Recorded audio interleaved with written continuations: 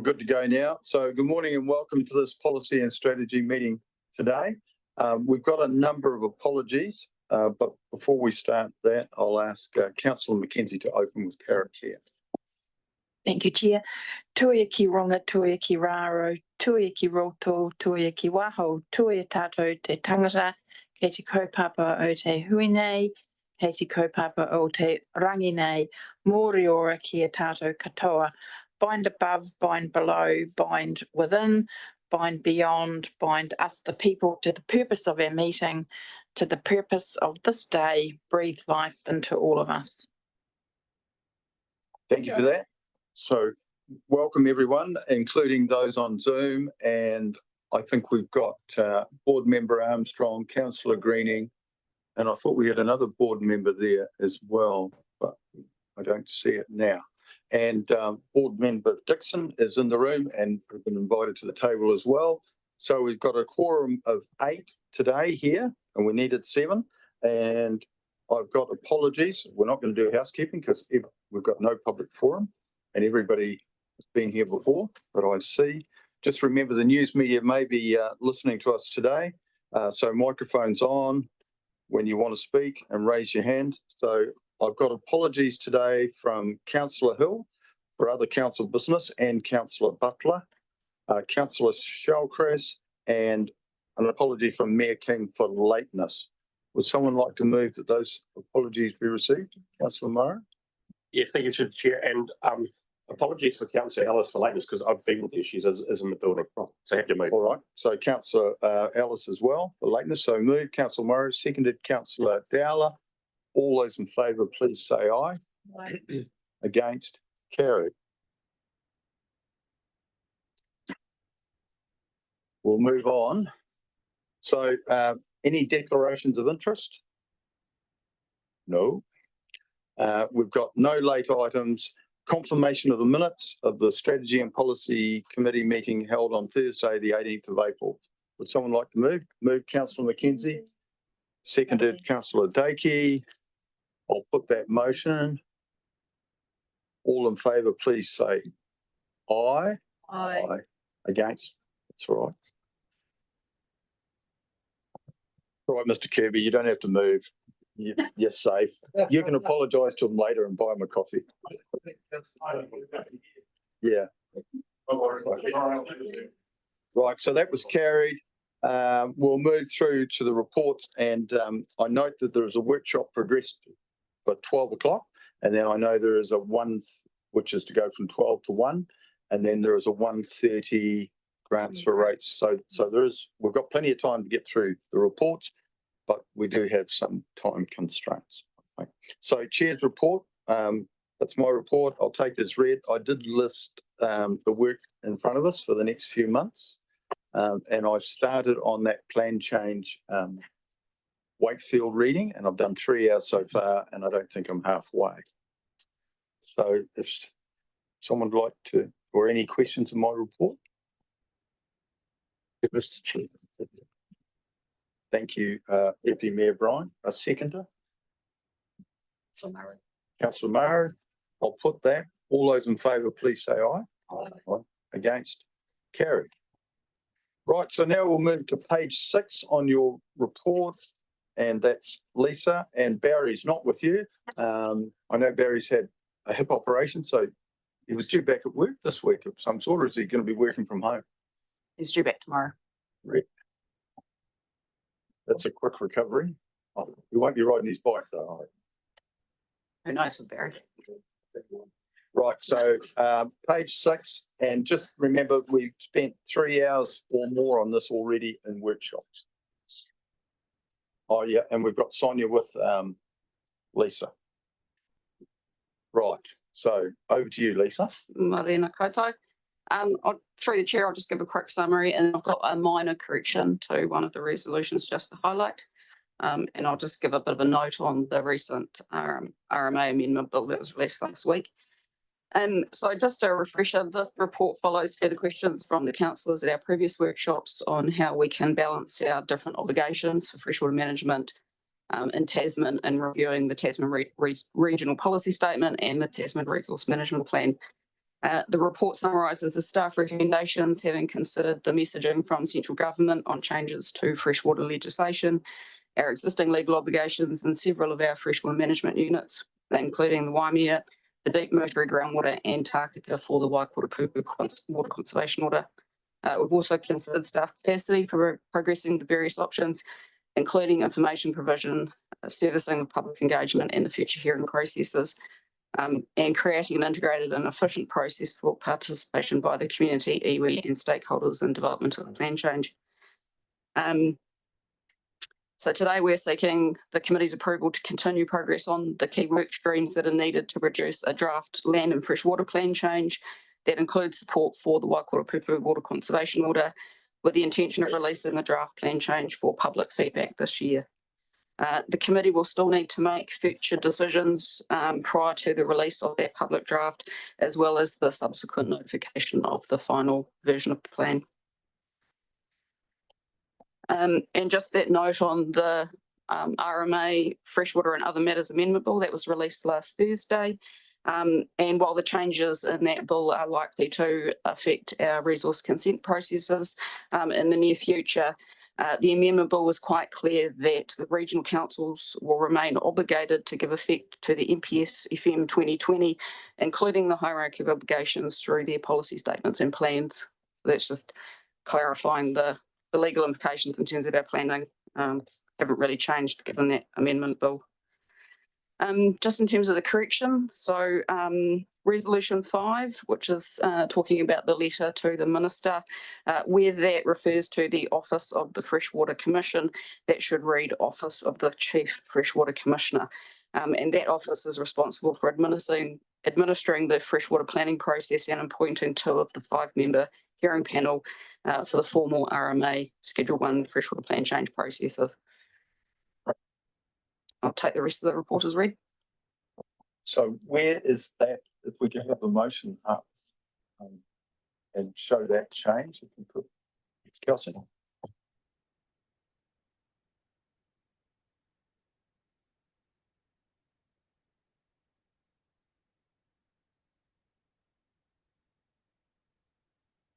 Well, I think we did meet the Chief Freshwater Commissioner some 5 or 6 years ago. He came and spoke to us, but he's since retired, and I'm sure there's a new one now, but we haven't seen him in the chamber. So questions of Lisa and the team? Thank you, Mr. Chairman. Just if I may, just in relation to the resolution 2, and makes best endeavours to notify any proposed policy state by no later than the 31st of December 2024. Is that reasonably achievable, do we think, or have we got a plan to address that timeline going forward?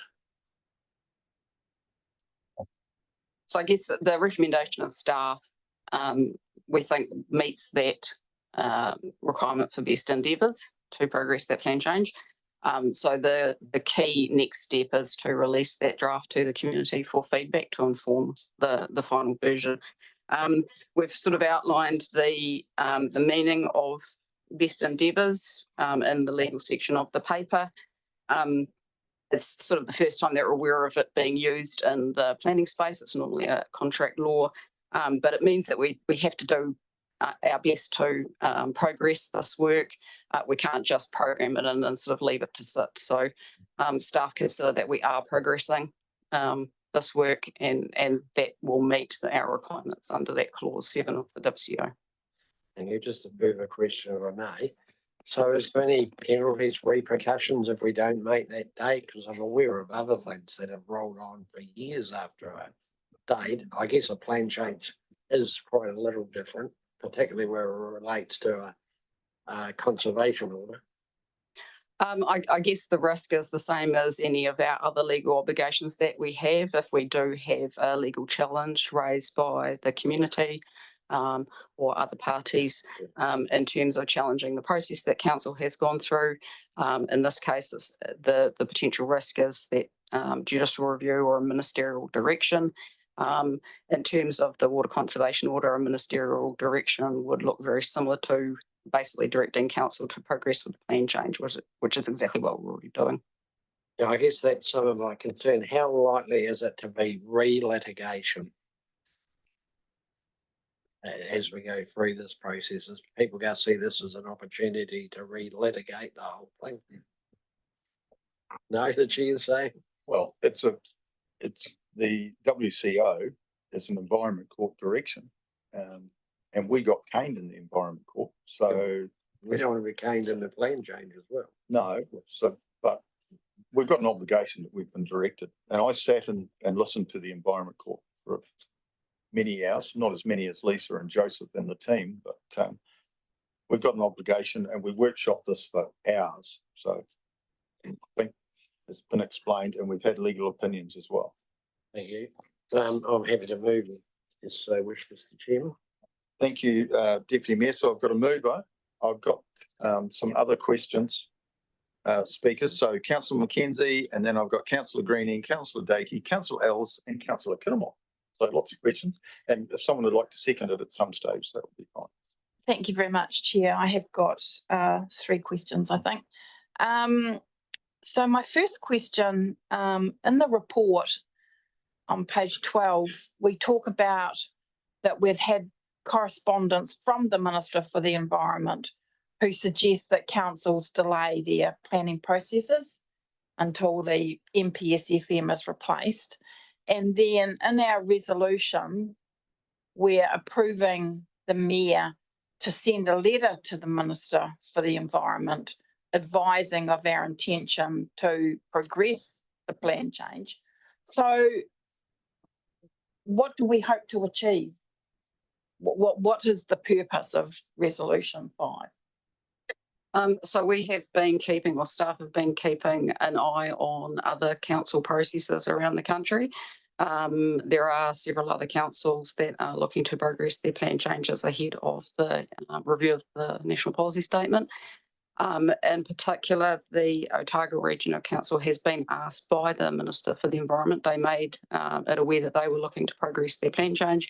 The Minister has actually used Section 27 of the RMA to formally request that they provide advice that they are going to proceed and the reasons and costs and benefits for that. So that this was a sort of response to that's what the Minister's asked other regional councils. So this was a front foot of that to advise the Minister that we're also in that same situation and the reasons why we would be progressing one in Tasman. I've also referenced the Office of the Chief Freshwater Commissioner in terms of they are administering the freshwater planning processes, and that was just a courtesy to assist with their programming over the next 12 months. And so, just so I'm clear, we'll send the letter and do we expect the Minister for the Environment to reply and say, oh God, okay, or what? So just remind me, what do we expect to get back in their reply? It's unclear at this stage. I guess it's just it's making it clear Tasman's intentions because we have had that government desire for councils to pause their work until that MPS is reviewed. But I guess also since that original messaging from central government, it's been made quite clear that the existing legal obligations under the National Policy Statement 2020 still apply to all councils. That was highlighted to council in letters that were sent to all regional councils by the Environmental Defence Society, just as a kind of reminder of our obligations that remain. And as I mentioned before, the RMA amendment will make that quite clear as well, that that obligation still stands. Yeah, I mean, I don't think we necessarily take that direction from EPS, but given that they're an advocacy group, but okay. I said no, I had 3. I've only explored one of the topics. Yeah. I thought you'd done 2 already. Could you just so in page 8, we were previously working on a joint process with Tasman and Nelson. Could you just remind me, is working with Nelson now out the door in terms of, you know, plan changes, or where are we at with that? So that original directive came through the indications that we got through the Natural and Built Environments Act, that the Nelson and Tasman plans were to be combined. And of course, that act has been repealed by the coalition government. So we're unclear what the new RM reform will do in that space. But I guess regardless of that direction having now been removed, we still do work very closely with Nelson. They are one of the three councils involved in our work with iwi across the top of the south on freshwater. So we're certainly very closely working together in terms of freshwater management and seeing what consistency can be achieved across the top of the south. But yeah, so that direction to formally combine our plans is no longer there. Yeah, I'm scared to ask a supplementary on that topic, because I might get shot down, but I'll just move on to my third question, which relates to a comment on page 10 of the report. It talks about, and I guess we're talking about the deep Moutere aquifer, and it talks about the drawdown risks damage to the aquifer by physical compaction. So could I just understand that a little bit more, please? Lisa, do you want Joseph or Rob? Because this is something that's been discussed at the Dry Weather Task Force on a number of occasions over the summer. So both Joseph and Rob. I will hand over to Joseph as our technical expert on this. Thank you, Mr. Chair. The deep Moutere aquifer has been managed for almost 40 years. We've had water level sensors in them for many years. Because this summer, some parts of the aquifer hit record low groundwater levels, there's a concern that whether these aquifers will rebound. And I think I've replied to one of the other councillors too. The fact is that this is the first time we've had such low groundwater levels in one part of the aquifer, not the whole aquifer. There are various zones. And we also need to look in the context that it's been unseasonably dry. We are way behind annual rainfall. And I've said that technically we won't have an answer within a year or two because we need to look at how these aquifers respond to rainfall recharge through the winter. But the risk is that these aquifers don't rebound because they are pressurized. The load on them will compact them so they can't repressurize again. So it's a risk. We don't know how real the risk is until we get usage data and relook at all the calculations. And because there's such slow recharge, I've mentioned it to councillors that we would not have an answer within the next 6 months or within this time frame of the plan change. So the suggestion is that to put interim holding patterns in the plan until we've done the numbers and looked at what happens through this winter.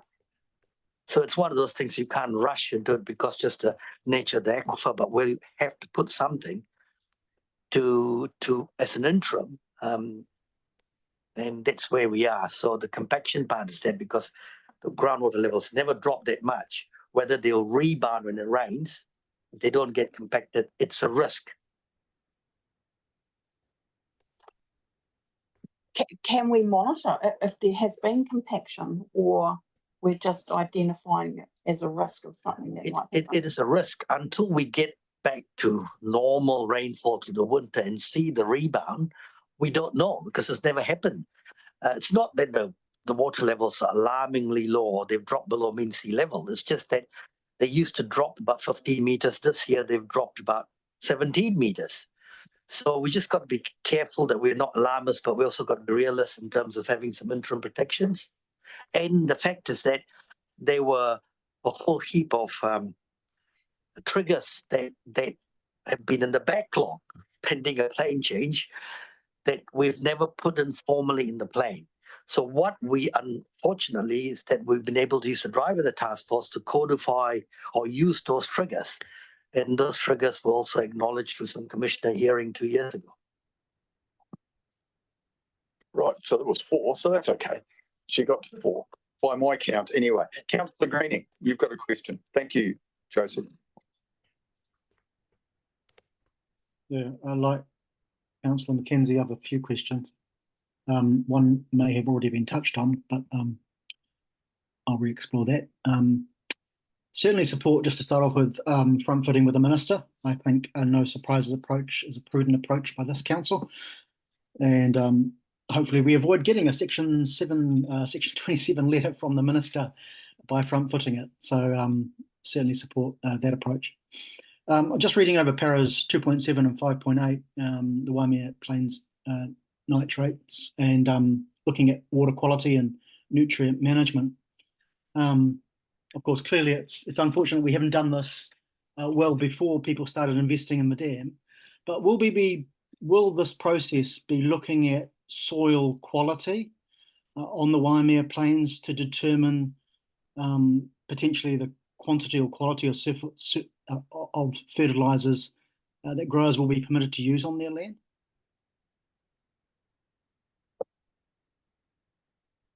So through the chair, yes, it will be looking at soil and crop needs in terms of the Waimea Plains. And the work that's already been progressed, I should clarify that the Waimea Nitrate project was put in place in 2019 in response to the requirements in the plan to look at nutrient management ahead of the dam. That the intention was to progress that work with the primary industry, as well as having a companion plan change that supported that work put into the TRMP. So that work has been progressed with the growers in conjunction with Horticulture in New Zealand, and those growers have been progressively looking at their practices on farm and working through a process to sort of essentially upgrade their farm environment plan equivalents under New Zealand and Global GAP to address the nutrient management issue in more detail. So that work has been progressed. What hasn't been progressed is the companion plan change to support that work, and that is part of the land and freshwater plan change scope. So yeah, in terms of the work that the farmers and what NZ have been doing, that has been specifically looking at their on-farm practices regarding both nitrogen fertiliser use, but also other aspects in terms of horticultural impacts on nitrate, including things like crop residue management and the like. Excellent.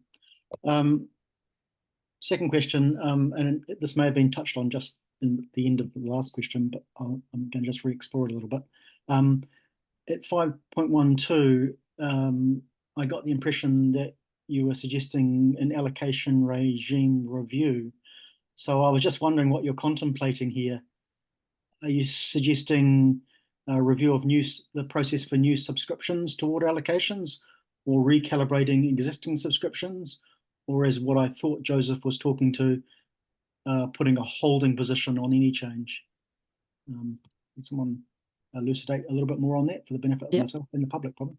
So through the chair, so the allocation aspect to this plan change is multi-pronged. We do have existing allocation regimes in some of our freshwater management units already within the plan, and those are being reviewed. But the key change, I guess, through this plan change is adding new allocation regimes in those freshwater management units where we don't currently have them. So in particular, the Tākaka, the Aorere West Coast and the Bulla don't have specific allocation limits down to the water management zone as the Waimea and the Motueka have currently. So those will be looked at being added.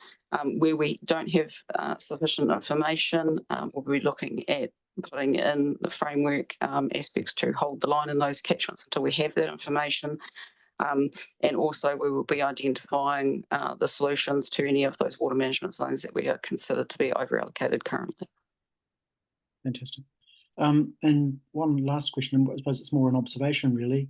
I'm just wondering, mention was made at 5.15 about saltwater intrusion, and this is mentioned a number of times throughout the whole Waimea Dam process, and I do recall Dennis, the former group manager, indicating in one workshop this is more of a timing issue, and eventually it all gets flushed out by the aquifers. But I'm just wondering, how big an issue is this saltwater intrusion? Get our scientist up. I'll hand that one over to Joseph. The saltwater intrusion issue was quite a significant issue, Councillor, through the chair, 20 odd years ago when we hit the 2001 drought. We had to shut down 2 of our TDC's pumping wells. That's when the river went dry. So we moved those wells though, right? We shut them down. Yeah. And for a short period, we were optimizing the existing wells along the Waimea River. And the then council directed us that the risk, because we didn't have enough water flushing the river, we needed to have some backup bores. It's a bit of history here. So some years after the drought, we put some backup bores just further away from the coast, just in case the other wells started to get salt, but they could only be used under emergency needs. But now with the dam operational or about to be operational, those extra bores have been incorporated. They were just meant to keep Richmond going. There was a drought after the 2001, but with quite a large area of the coastal zone of the Waimea affected by salt in 2001, because the river went dry, there was no flushing. Yeah. But when it kicks in, it flushes it out, right? Or does it not flush it?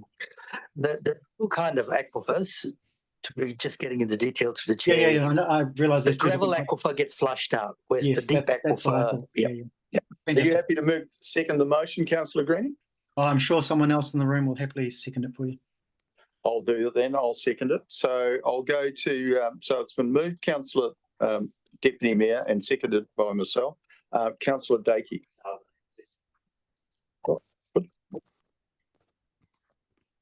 It's better than it coming from the chair. All right. Councillor Ellis.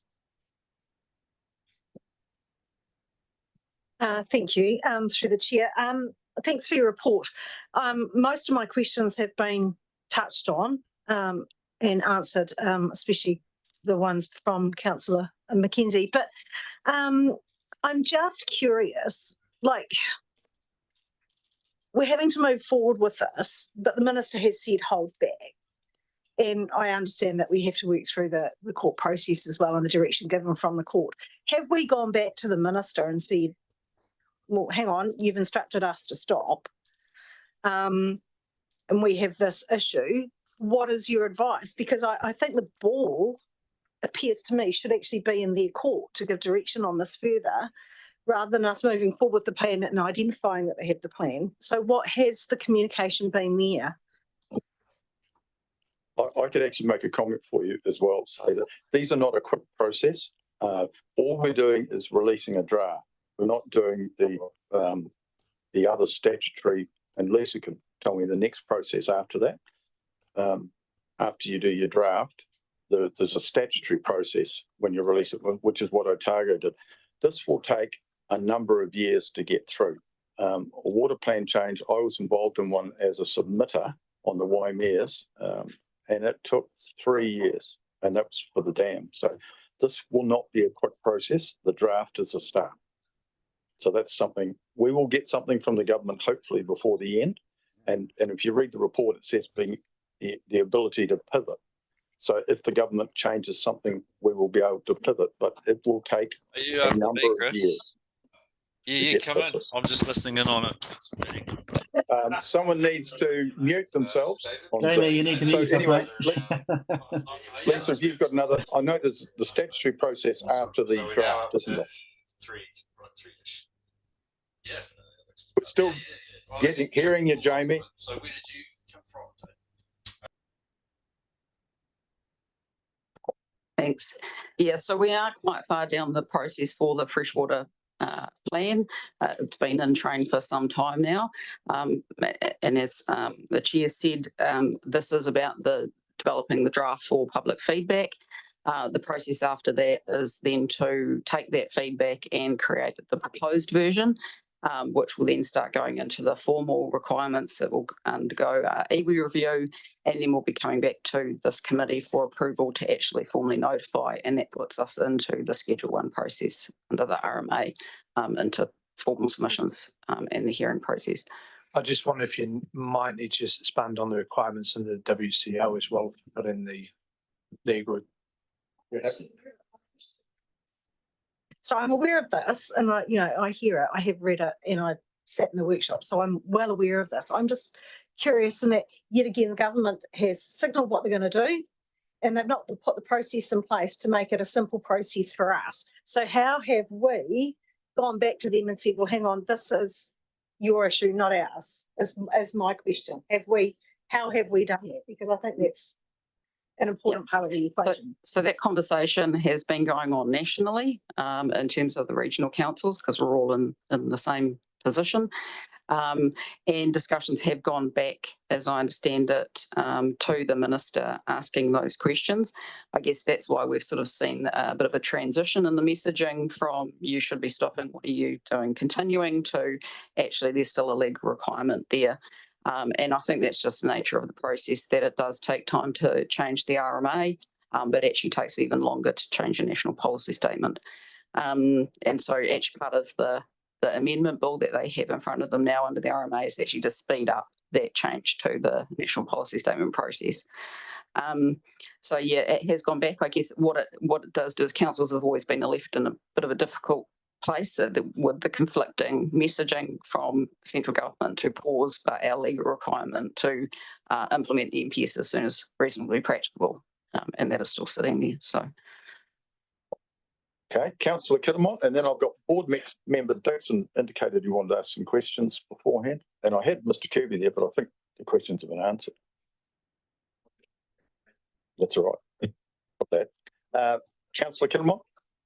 Thank you. Through the chair, my multiple questions have been asked and answered by other people. Very good. Thank you.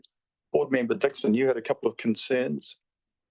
Yeah, I understand it's not, sorry, through the chair, sorry, not directly related to the proposal today, but I just, coming from the Golden Bay Community Board, there's a lot of concern been raised in the last couple of weeks about the potential of a large gold mine in Sam's Creek, and the potential for that to have massive negative impacts on the springs and the aquifer. And I'm just wondering if you guys are sort of keeping abreast of that. And I understand this is a separate thing that's not exactly in the same stream, but it could conflict quite seriously. I'm just wondering if you're sort of keeping up with that. So through the chair, yes, we are keeping an eye on that situation. So our understanding is that the Sam's Creek gold mine work is likely to go through the fast track process. I guess we've still got some questions around how that process will affect the situation for the springs. The directive in the fast track bill is that the panels are basically told to ignore the purposes of the acts that are covered by the FAST bill, including the Resource Management Act, and to only look at the purpose of the Fast Track Act, which is to facilitate the delivery of infrastructure and development projects with significant regional and national benefit. What we're not quite clear on is what standing the Water Conservation Order has. It's a secondary piece of legislation that stands alone on itself now from the RMA, now that it's been gazetted, and it is not referenced in the Fast Track Bill. So we're assuming that it will still have some weight in that process. I guess the thing I would highlight is that the Water Conservation Order is a very specifically narrowly focused piece of legislation. It just looks at our water permit and discharge functions as a council, doesn't cover mining as such. So it doesn't apply to the actual application for the gold mine, but it may still influence anything required to do with discharges or water takes required for that activity. But I'll be coming back to council with an update, I think, in a future committee manager's report, because we are looking at just getting a little bit of legal advice on that aspect, just so we understand the situation. In addition to that, we submitted on the fast track bill because I was involved in putting that forward, and that's before select committees at the moment. And I saw there was a very large number of submitters for that, and we asked to be heard, but I'm not sure if we've got a reply back yet. Thank you very much for that, and just ask that perhaps staff could keep the Golden Bay Community Board updated on any progress you guys make there. I'm sure that's been noted, and I'm sure they will. Councillor Greening, you've got another question? More just a follow-up question from the issue raised by Board Member Dixon, which is related to the fast track submission.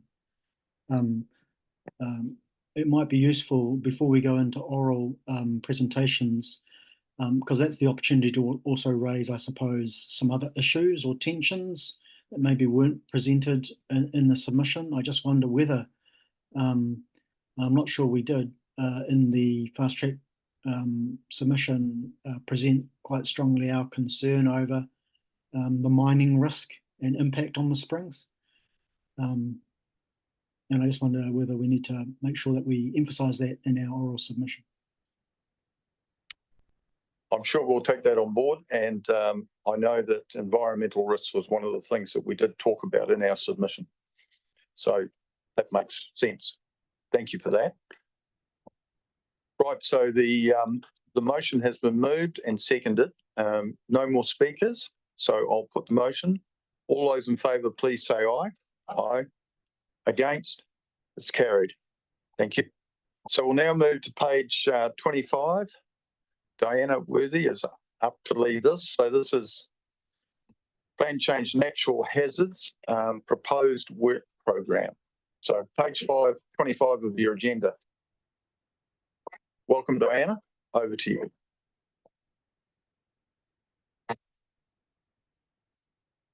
Thank you, Chair Morena.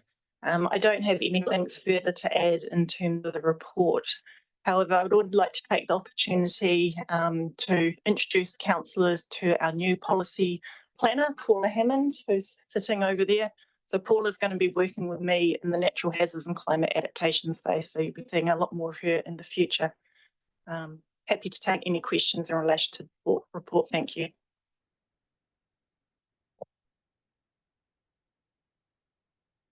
Just let everybody get to their page to see what questions they had annotated. So this is just the start of the work program, isn't it? Yes, that's correct. Councillor McKenzie. Thank you through the chair. Thanks, Diana, for your report. Just wanted to get clarification. So in para 5.9, you talk about you're seeking funding through the 10-year plan to develop a regional climate adaptation strategy and community adaptation plans. So could you just remind me, so where we currently sit in terms of the LTP, you have secured that funding, and then, you know, what will the approach be in terms of identifying those individual communities? You know, where do you start? Through the chair, yes, that's my understanding that that funding is in there in the LTP. And the next steps will be to actually start to develop that work program. And so that will be running in parallel with this natural hazards plan change. The key thing about the natural hazards plan change, it's focusing primarily in terms of new development and making sure that we don't put more people and property in harm's way in terms of natural hazards. Whereas the community adaptation plan process, that's looking at existing communities and longer term, how do we adapt to climate change, and certainly that conversation around potential managed retreat options is part of that conversation. So we really need to start to set up that work program. And in terms of communities, at I suppose a staff level, my suggestion is that we possibly focus on Motueka as our first community in that space, just because there's a lot happening there. But that's my personal recommendation, and those discussions need to come to the council table.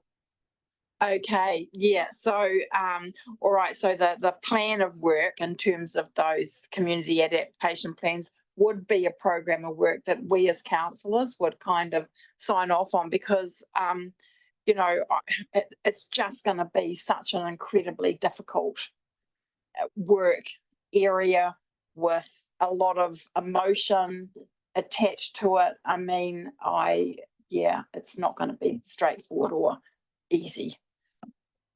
Through the chair, yes, I do want to confirm that once there is, I suppose, staff have had the time to start looking at what that work program for community adaptation plan looks like, we need to come to council. We need to get your support and approval, and very much, you know, members of council need to be part of the process, and we all need to work with our communities. I can remember back to 2012 when we did Ruby Bay, and we certainly got some feedback, but it had been flooded twice then, and I think it's been flooded once since. Councillor Greenie?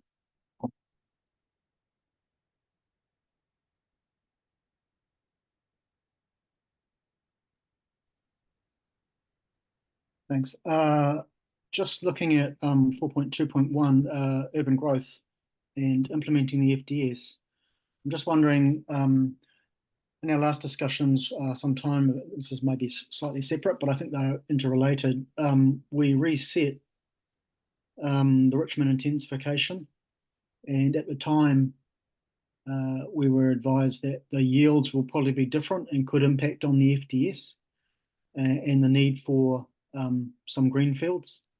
I'm just wondering whether we'll be taking those yield changes into account and maybe revisiting the need for some of the greenfield sites, also noting the fact that concerns were also expressed in the LTP submissions about the greenfield expansions as well. Through the chair, that's not my area of work. However, more than happy to come back to Councillor Greening to respond to his question. Fantastic. Yeah, I just think these need to connect, because at the moment it sounds like they're disconnected, and you've just confirmed that for me, so that's good. So well, no, in terms of, sorry, through the chair, in terms of capacity planning, certainly in relation to the preparation of the future development strategy, natural hazards and climate change adaptation was embedded in that process.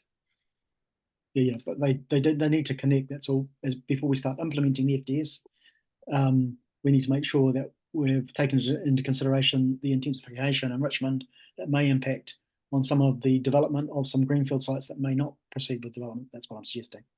But I'll leave it there. Thank you very much for following up on that. My other concern is really around, and this might tie into the Waimea River Park, because I was looking at that map on page 39, and also thinking about the fact that in Lower Queen Street, at the very end, down the gravel road of Lower Queen Street, there was some farmland that had topsoil placed on top of it, and quite a substantial amount of topsoil, because it caused a lot of concern for residents with the volume of blow off that was coming from the trucks as they were driving down to dump it onto farm property. My concern, and I raised this some time ago when those issues were being raised, was the risk of a flooding event that might lift that topsoil and take it into the estuary. And I understand, well, I'm not too sure whether that topsoil is actually contaminated topsoil and that's why it's dumped there, or if it's not contaminated, there's still the risk of sedimentation from any water that lifts the soil up, because it's not bedded down, it's just placed on top into the estuary. So I'm just wondering, does this natural hazards plan take into consideration that, and will you be looking at this particular issue? It's a regulatory issue, some of that, Councillor Greening, and I know the regulatory manager has taken some action over that topsoil down there, because I regularly cycle down there. So there has been some action taken in relation to that, but I'll let Diana comment. So they were taking more than they were permitted, as I understand it. So I think it's stopped. Yes, through the chair, I'd just like to add, in addition to your comments, that in terms of the natural hazards framework within the existing TRMP, There is policies and rules in relation to diversion of flood flows as a result of land disturbance, and that will continue through. As part of the work, we will obviously be reviewing the existing framework and see where we need to strengthen those provisions. Yeah, from my perspective, good to hear that it's been stepped on, but I still think there is a risk there. I'll leave it at that. Thank you.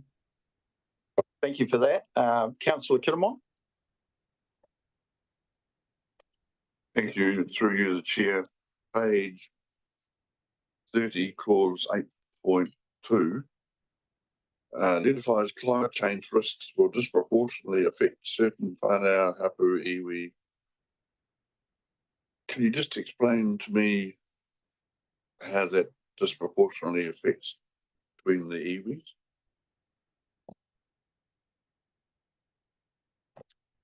Through the chair, in terms of that statement, that has come directly out of the National Adaptation Plan, I believe. And it is just flagging that in terms of different socioeconomic groups, Māori in general have been identified as being disproportionately affected. Does that clarify your question? Creates another one, but I'll talk to you afterwards. Right, so I'm just going to get the motion up on the board there. Can you see that, Councillor Green? Not yet. Now I can. Thank you. Good. All right, so is somebody prepared to move that, seeing there's no more questions? This is only the start. So Councillor Mackenzie and seconded Councillor Mara. No more questions. I'll put the motion. All those in favour, please say aye. Against, carried. And now we'll move on to page 34. And it's David Arsenault in terms of Waimea River Park Management Plan.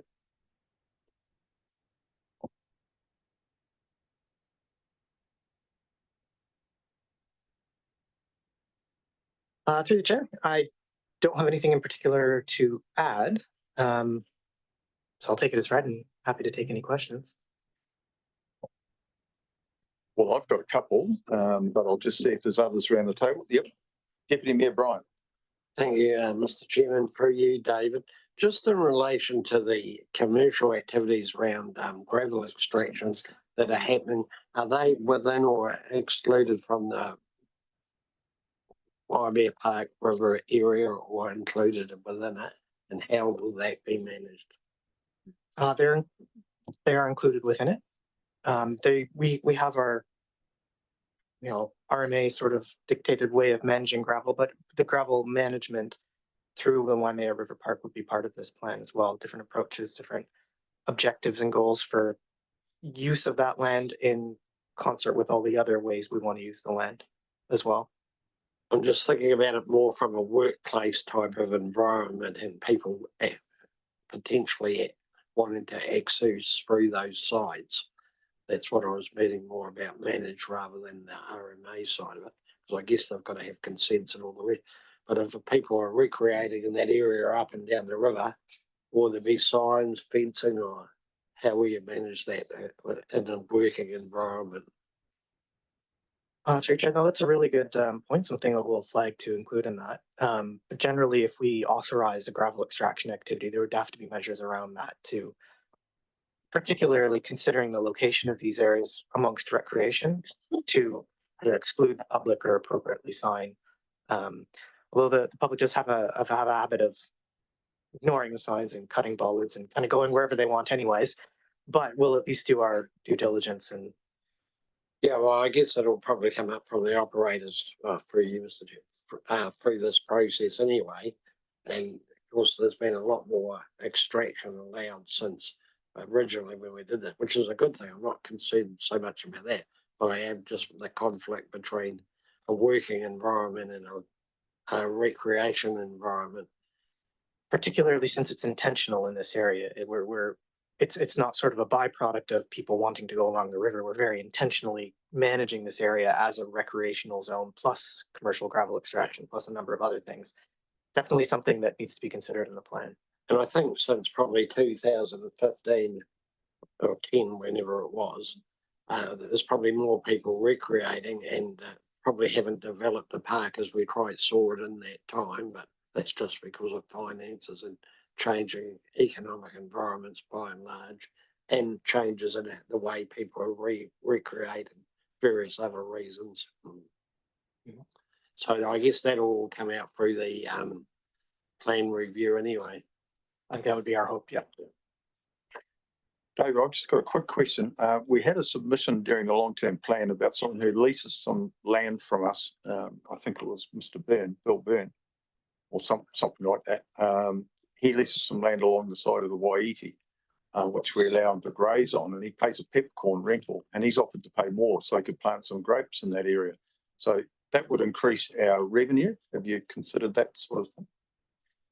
Because he currently runs sheep on it, and it got the damage that we got 2 years ago came pretty close to that land, but it didn't actually get there. So have we considered those leases? Will they be part of this review?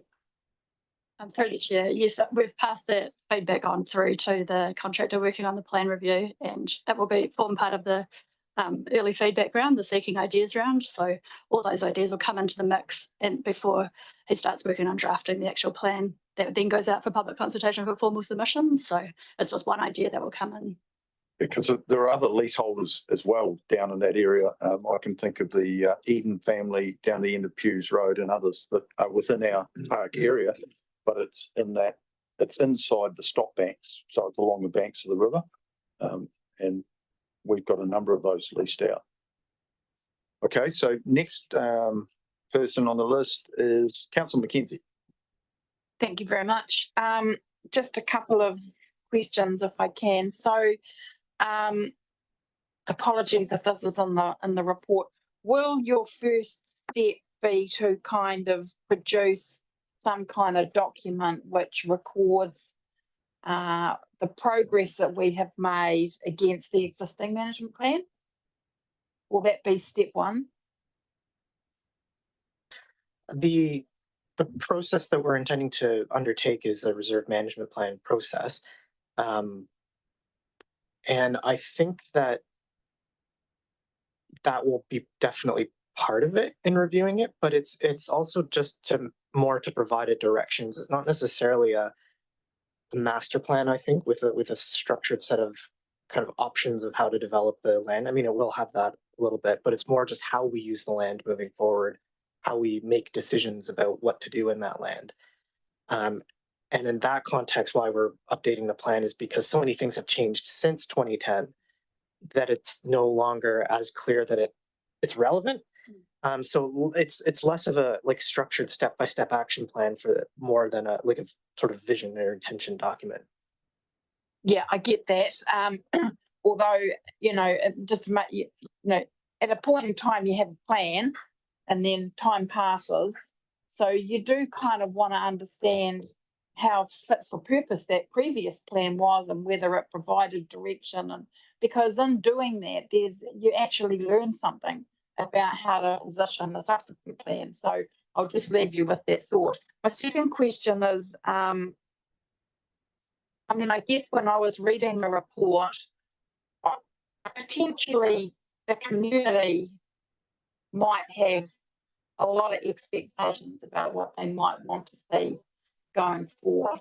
But inherently, community expectations that might be around hard built infrastructure in this area is difficult and may not be a good investment. So how are you going to manage that community expectation and not go out there and engage with your community and actually build up something that we are never going to end up being able to deliver on? So how are you going to set some bottom lines before you go out and talk to the community? Through the chair. So with all our reserve management plan reviews, that's always an issue, trying to temper, people's ideals with what the reality is. But there is a difference between management plans and activity management plans in the long-term plan, and trying to explain to people the process of, we do want to know your vision, to a certain extent, but within reality. But then there will be a following process. So this plan will be finished and adopted hopefully sometime next year. Then that will be when we're starting to look at the next LTP and planning for resourcing.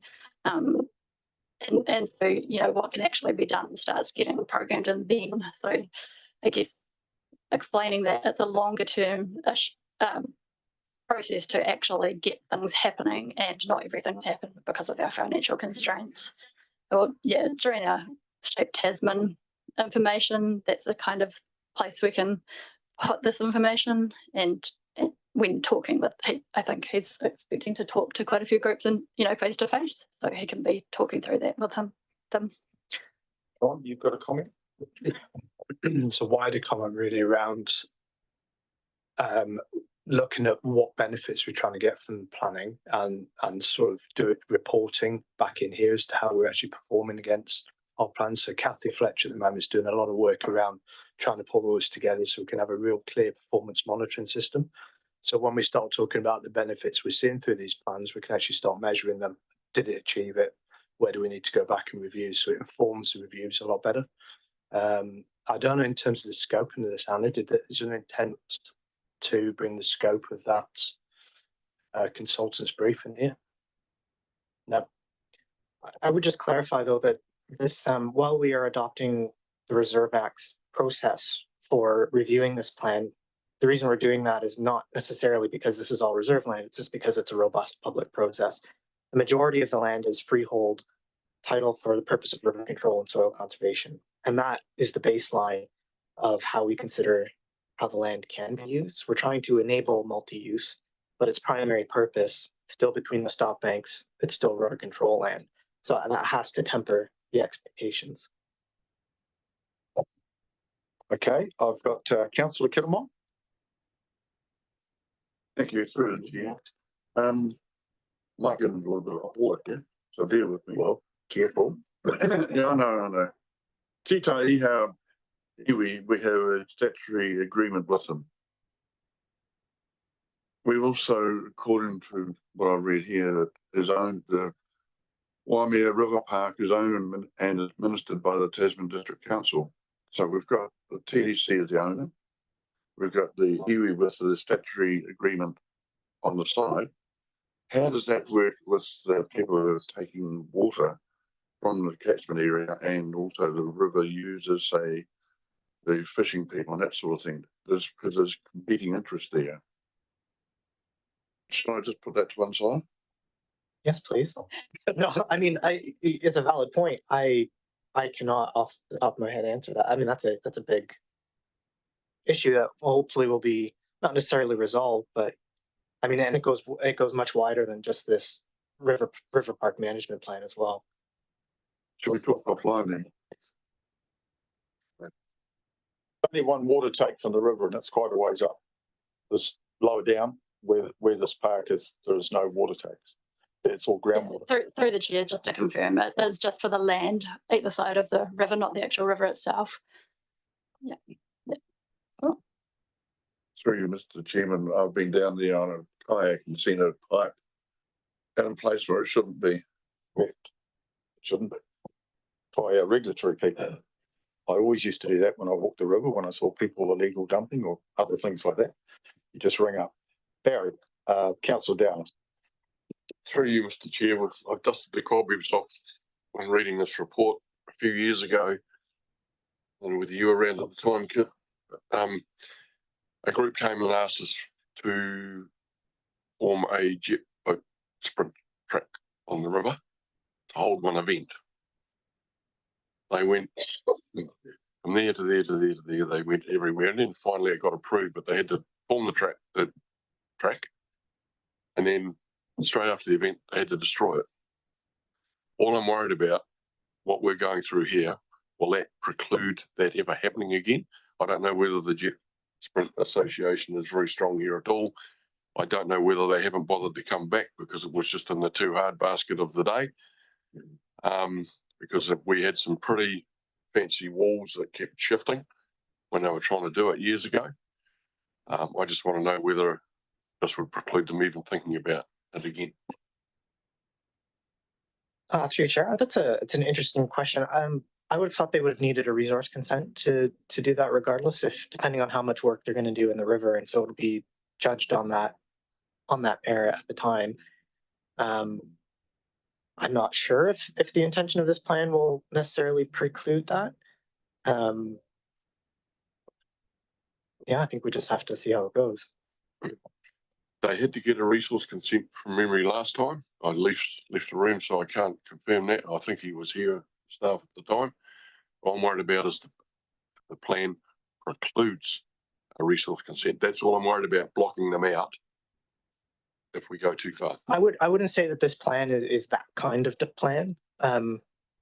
It's more of like the MAPA master plan, which provides a goal and intention. It's not necessarily a statutory document, although maybe it is. My recollection, councillor, it was pushing gravel around in the river and setting stuff up. So this is more on the sides of the river.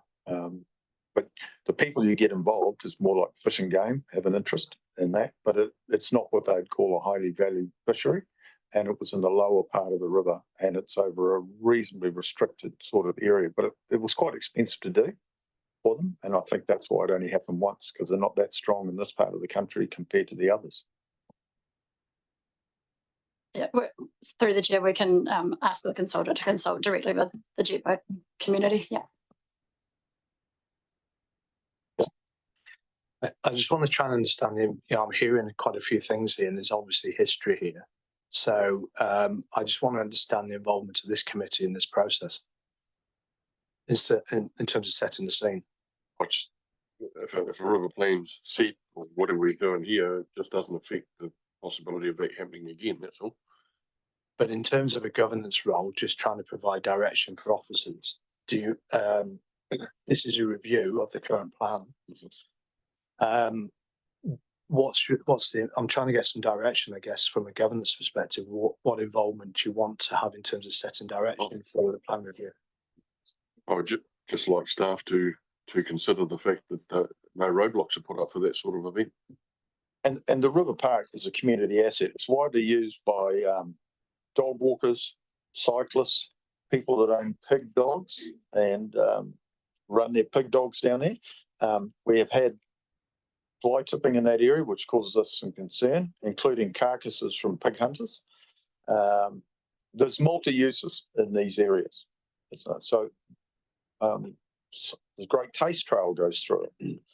So there's multi-use. And we want to encourage that multi-use. And it's also got fish out ponds, and it generates some income through the gravel, as I understand it as well, David. So to enhance the use of an asset, that's the way I see it. And we should encourage that. That's where I come from, John. So there's a resolution on page 35. But I've got one more speaker. Sorry, Councillor Ellis, my apologies. No, that's all right. My wind person here is really helping me and keeping me on the straight and narrow. No, that's all right. I get missed anyway, so I'm quite used to it. Oh, geez, that was funny. Thank you. I think this is a really important piece of work to get done, and I appreciate that it's come forward. Just a couple of very quick things. One, during the long-term plan, thank you for reminding me, Mr. Mailing, there's quite a bit of walkabout talk from equestrian riders wanting, so can we just bear that in mind? I'm not asking for anything in particular there, but that is yet another group of people that were looking to use that area.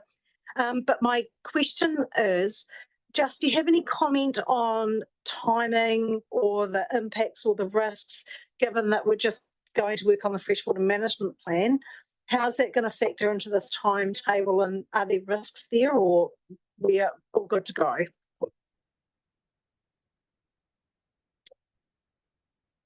It is an interesting question. I'm sure there'll be interactions with how we use land around the rivers as a result of the freshwater plan change. And this would be subservient to that as not being a statutory plan.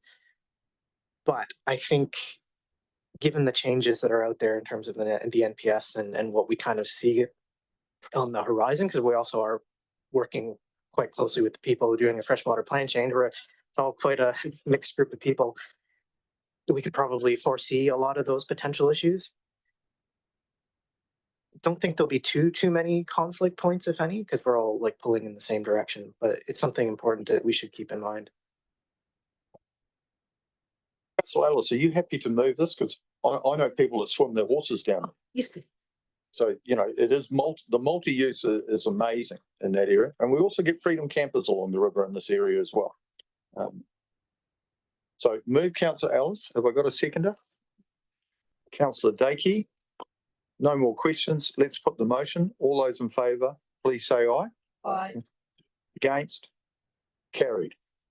We'll do the one more report and then we'll have a quick break for a cup of tea. So this is Jamie and Bill. Approval of submission on the Transport Agency's Emergency Works Program. And if I can make a first comment, Jamie, before you do it, it looked like Waikato Tahi was trying to save some money when I read through that. And I've got Councillor Ellis up first after you give us a summary. But that's what when I read the report, I thought this is about they've run out of money and they're trying to save some. Is that a fair summary? Good morning, everyone. Yes, that's basically it. So the NZTA don't have enough money in the National Land Transport Fund, and they're trying to reduce their own liabilities by pushing that liability onto others like councils. So I'm happy to take any questions. So they're going to push it from the taxpayer to the ratepayer, or the road user and taxpayer to the ratepayer. It's still the same people overall that pay. Councillor Ellis. Thank you, through you, Chair. Thank you, Jamie, for your report. It's infinitely frustrating. And I can see us being in a concern that we could wind up in a position that Marlborough's found themselves in, which is not pretty for them through the sounds. I'm just wondering about the submission, and unless I've missed it, we haven't included the fact that we've got quite an extensive roading network compared to our population, and that we're not, and it's also different to the effects in Marlborough where they're quite isolated populations. We have an extensive roading network to quite well populated areas, and so that really increases that risk for us. Say, for example, in Nelson, there's a much smaller roading network. So I'm just wondering if we can, if you feel that that's worth including that into that submission. Yeah, we could add, excuse me, add some more detail about how this might disadvantage us more than others. So one thing I did put together this morning is I looked at our emergency claims to NZTA over the last 6 years. And based on the policy change that they're proposing, our council would have received about $1.2 million less than we actually received. At least 1.2 million. So that's assuming that the events that we claimed for would still be qualifying events. That's not certain. We would expect to get more pushback on some of our events. So yeah, I didn't look back longer, but it varies year by year, depending on the events that we have. But just to get your head in the right space, yeah, 1.2 million over 6 years, potentially more. Councillor Green.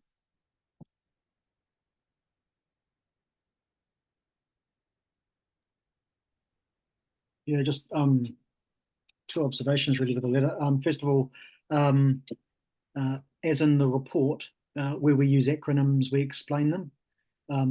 Good use is to explain the acronym when first used in the letter.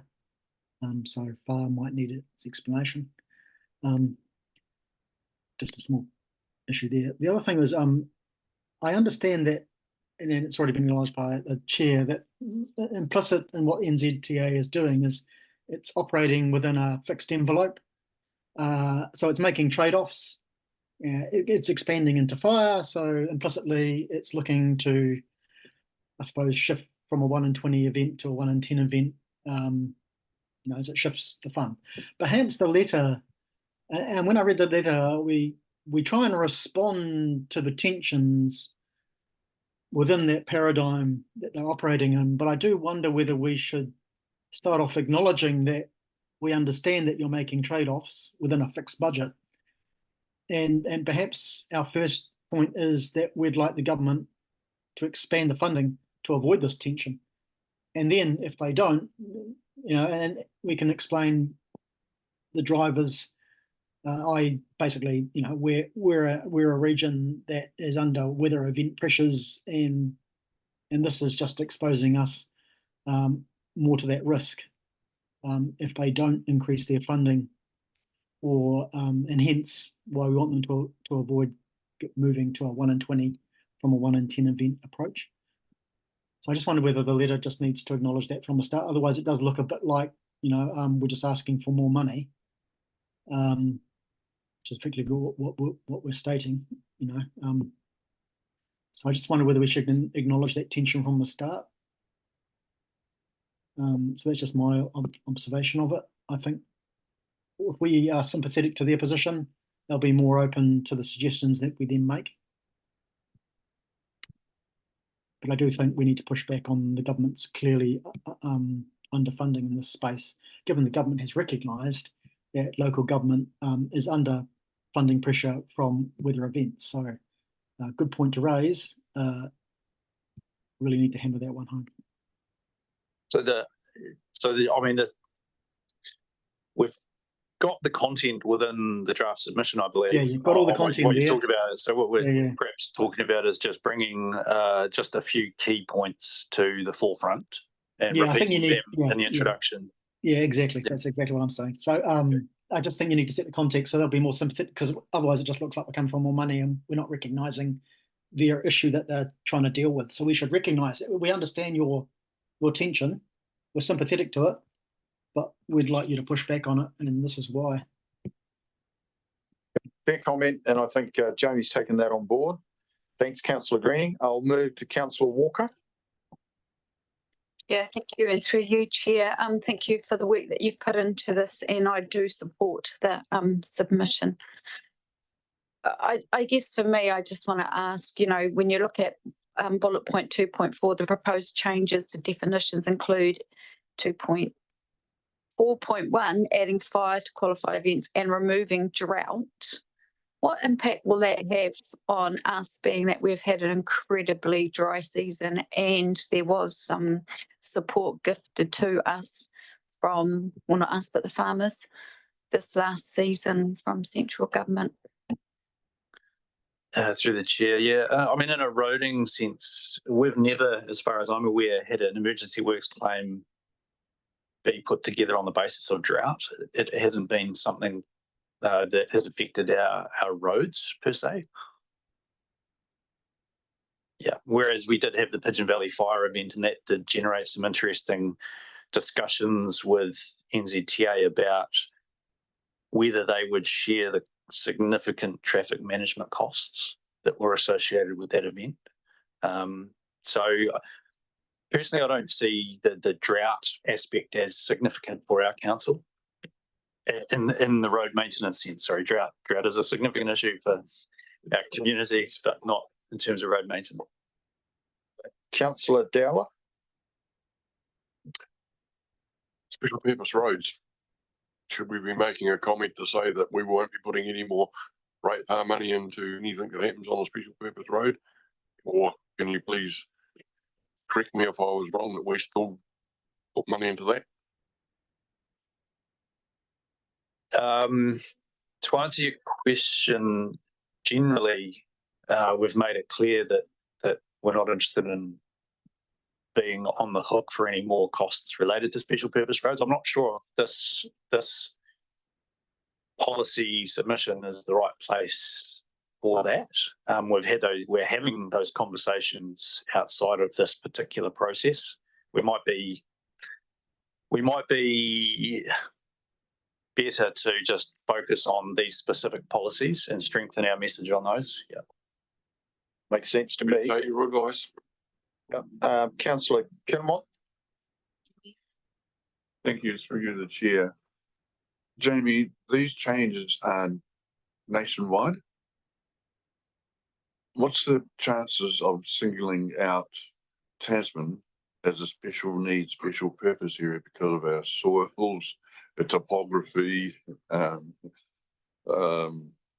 Would that run or not? I know, and so through the chair as a short answer, everybody thinks they're special and everybody does have different, every council road, every council manager that I talk to has similar but different problems to us. But from a broad policy perspective, we wouldn't have a chance of being considered separately. Yeah. Councillor Ellis, yeah, we all think we're special. I was going to say we are. Well, we're all special, but we're especially special. No, I think actually Councillor Dowell has asked my question, and I'm not sure if you're going to move us, so I'm happy to move too. Okay, Deputy Mayor.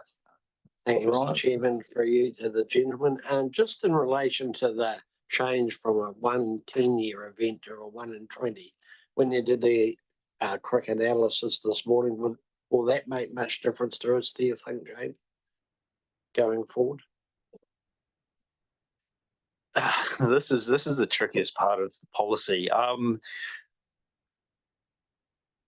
I don't believe it would make a significant difference. Most of the events that we've had that qualify for emergency works funding in the first place are quite significant in the rainfall or the wind strength or whatever criteria you want to use to judge them are all quite extreme, certainly well in excess of 1 in 20 years. Yeah. And the biggest event we've had was the cyclone Fahey and Gita, and they were definitely in excess of 1 in 20. So, I mean, it does heighten the risk that we would not qualify for funding in certain events. Well, 1 in 10 years that we think at the moment is a nice criteria, and is everyone's sort of planned their long-term plans on that basis, right? So it's hard to say an exact dollar figure that we might be out of pocket, but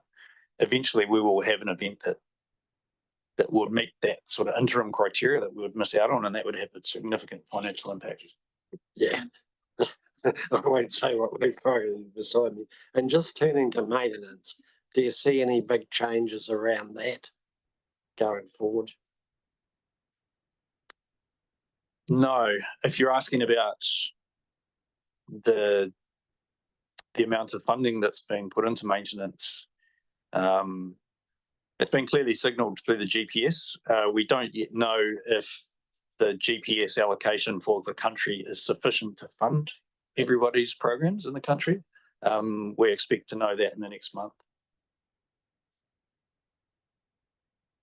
Okay, so we've got the motion, and Jamie's heard your feedback, and I thought it was pretty valid. So move Councillor Walker, seconded Councillor Ellis. We'll put the motion. All those in favour, please say aye. Aye. Against? Carried. Right, so we're now going to have 10-minute break, only 10 minutes, get a cup of tea and come back, and then we've got 2 items to finish off. Yeah. Yes, it is. Meeting the workshop at 12, if we can bring it forward. Well, I'll check that anyway. Kelsey, are you able to see who's leading the workshop? If we get done quarter of an hour early, we could start that earlier because I've only got an hour. So, Alan, we're going to page 60 in the reports, Strategic Policy and Environmental Policy Activity Report. Thank you, Mr. Chair. We'll sort of tag team here. So in terms of the community policy team work, the report was quite brief this time. That was largely because we were at the time flat tack writing the LTP deliberations report, a very long report that you looked at last week. So just in addition to what's in the table, there have been a few other pieces of work that we have continued to progress during that sort of busy period in the LTP. So the bylaws in particular, so the public places, cats, water, introductory bylaw, and the navigation and safety bylaw. You'll remember the workshop last week, and the dogs bit of that is coming back on Thursday for workshop, and we have also completed that work on the dangerous dams policy. So with that, I'll take my bit as read. Okay, so we do want to take it in sections or not? I was just looking at that, but I'm having trouble with my iPad, so, or computer moving it, so we just. Yeah, the take community questions, policy and we is need just to the first take two into rows of account the table. that, staff were, over the last 6 weeks, been very focused on the long-term plan. Okay, and with the amount of work that we've been involved in as well, I'm sure we can all understand that, and we've still got another session this week. So any questions of Alan to start with, or David? I saw there was a couple that were not quite on track, but they're ones that weren't on track before. I didn't see anything that was sort of new. Right, that would be covering the I start infrastructure. page side of 60. things. Page 60.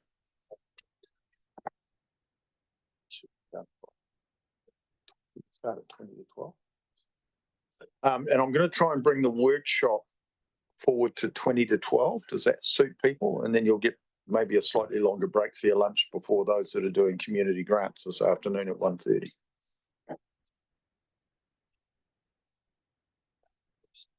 Oh, cool.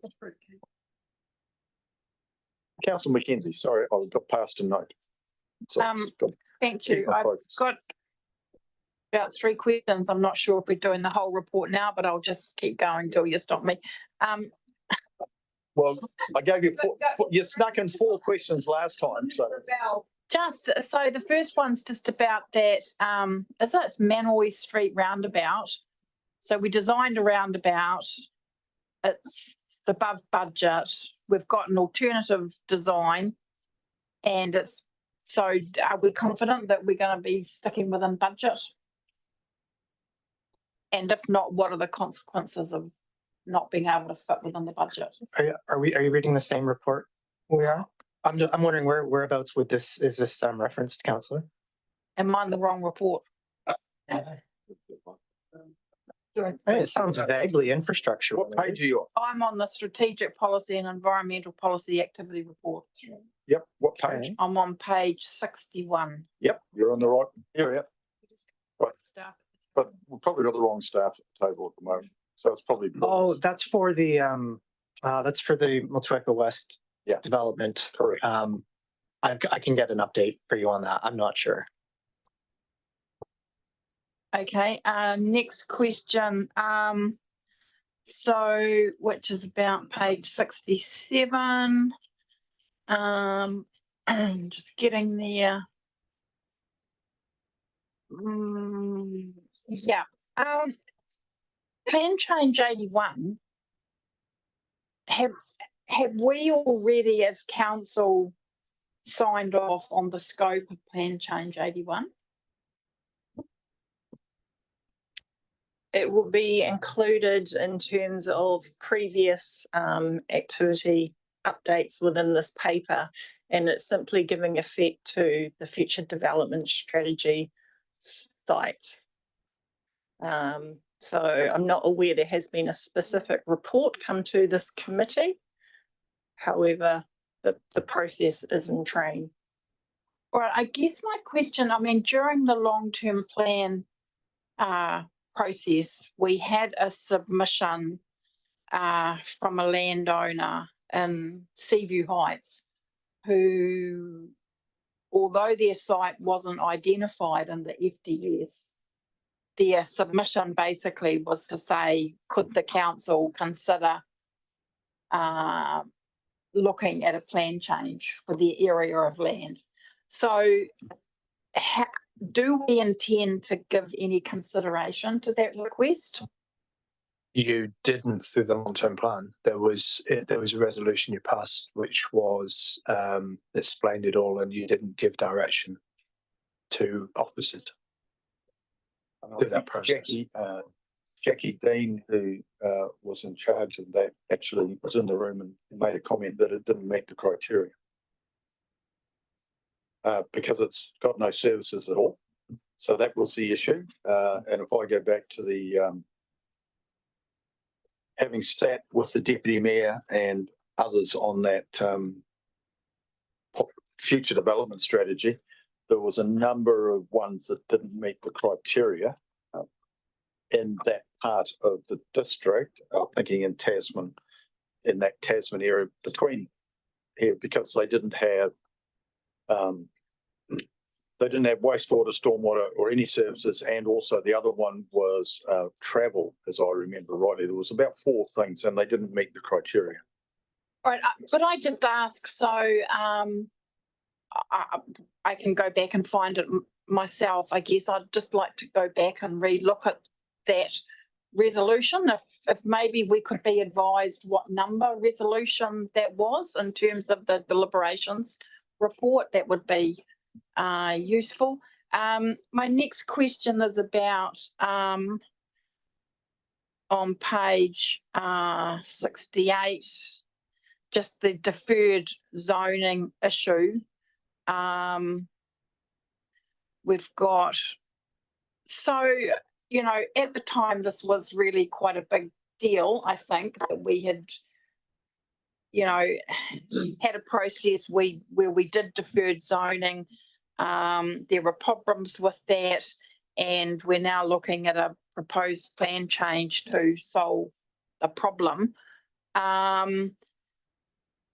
Is it an appropriate time in the process to just ask again, do we intend to fix the problem by lifting the deferral or changing the name, or how will I understand what we're going to do in the proposed plan change?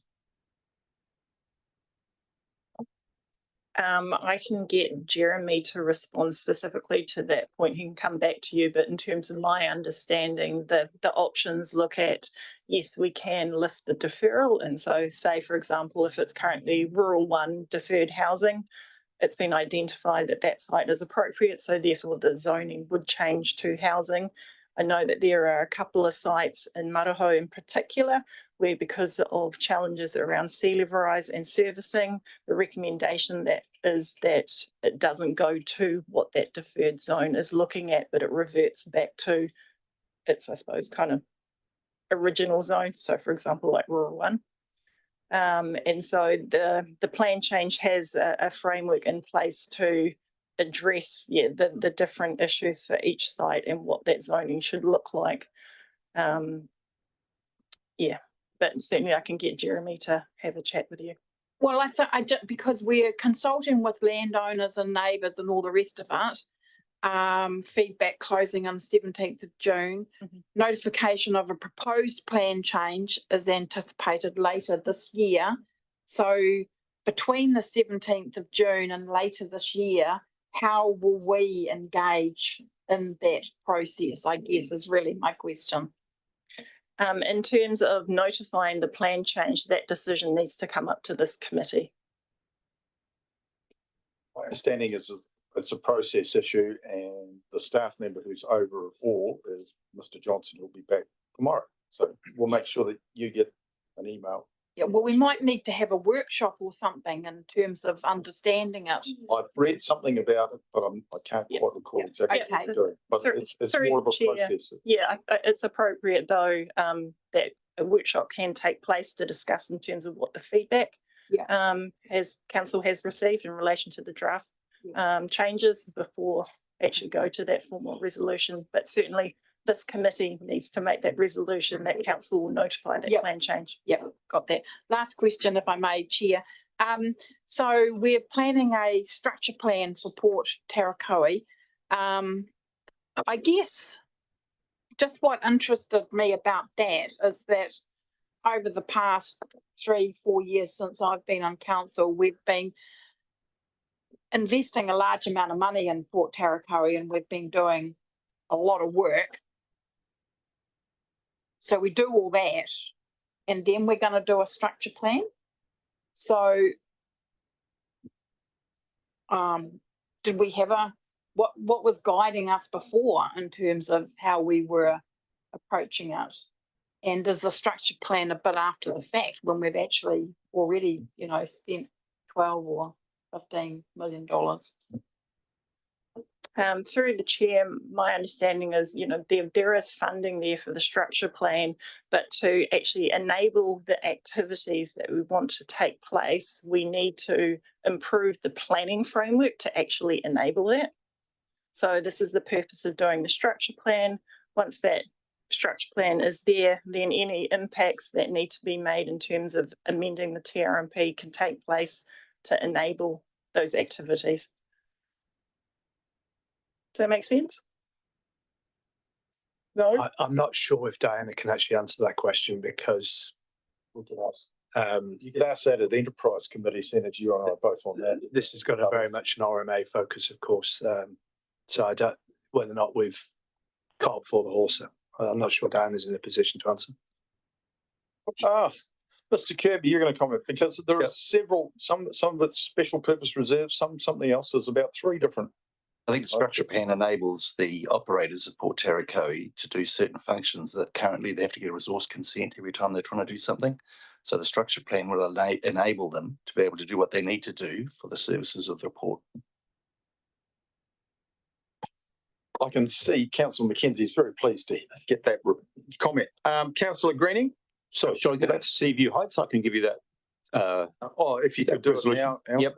So that was resolution 82 at the deliberations meeting. To quote it, notes the submission from Seminar 32827 about the development proposal at Seaview Heights.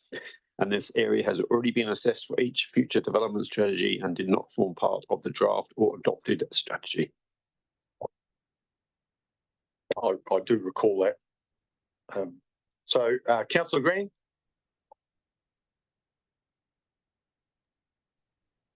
Thanks.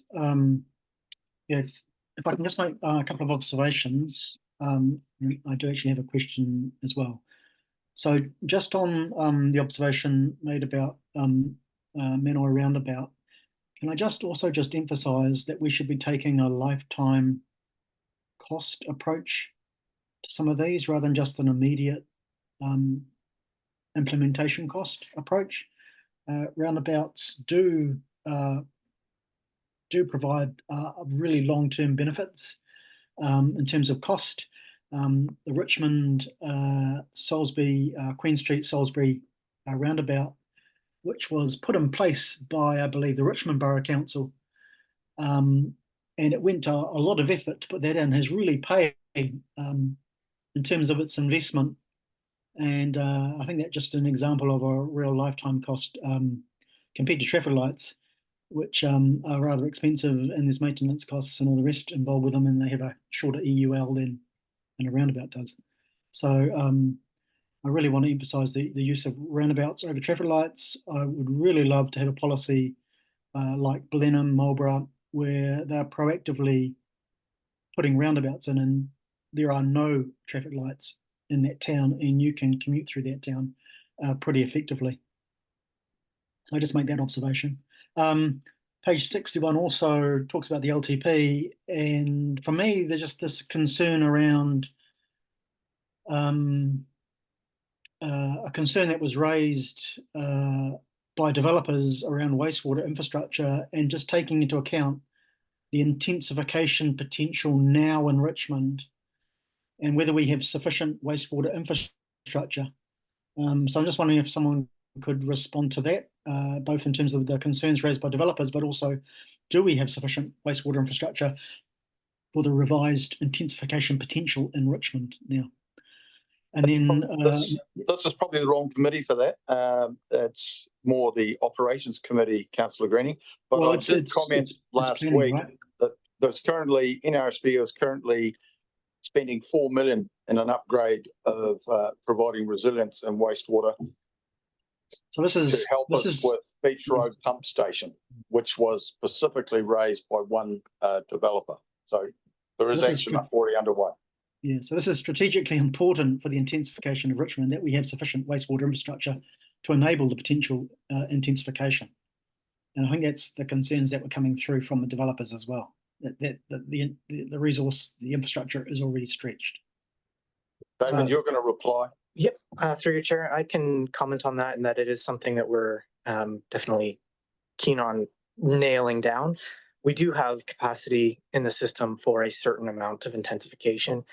It's important to know this intensification is intended to roll out over 30 years. It's not meant to be a hard and fast kind of mega development like Richmond West.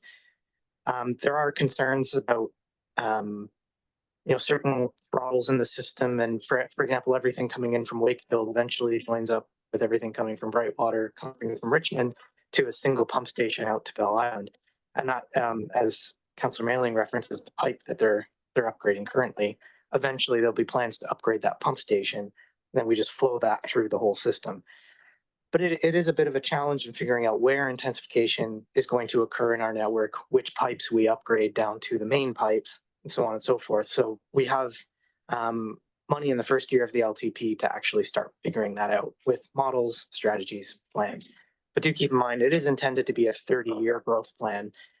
So at least for the immediate future, there should be no concerns.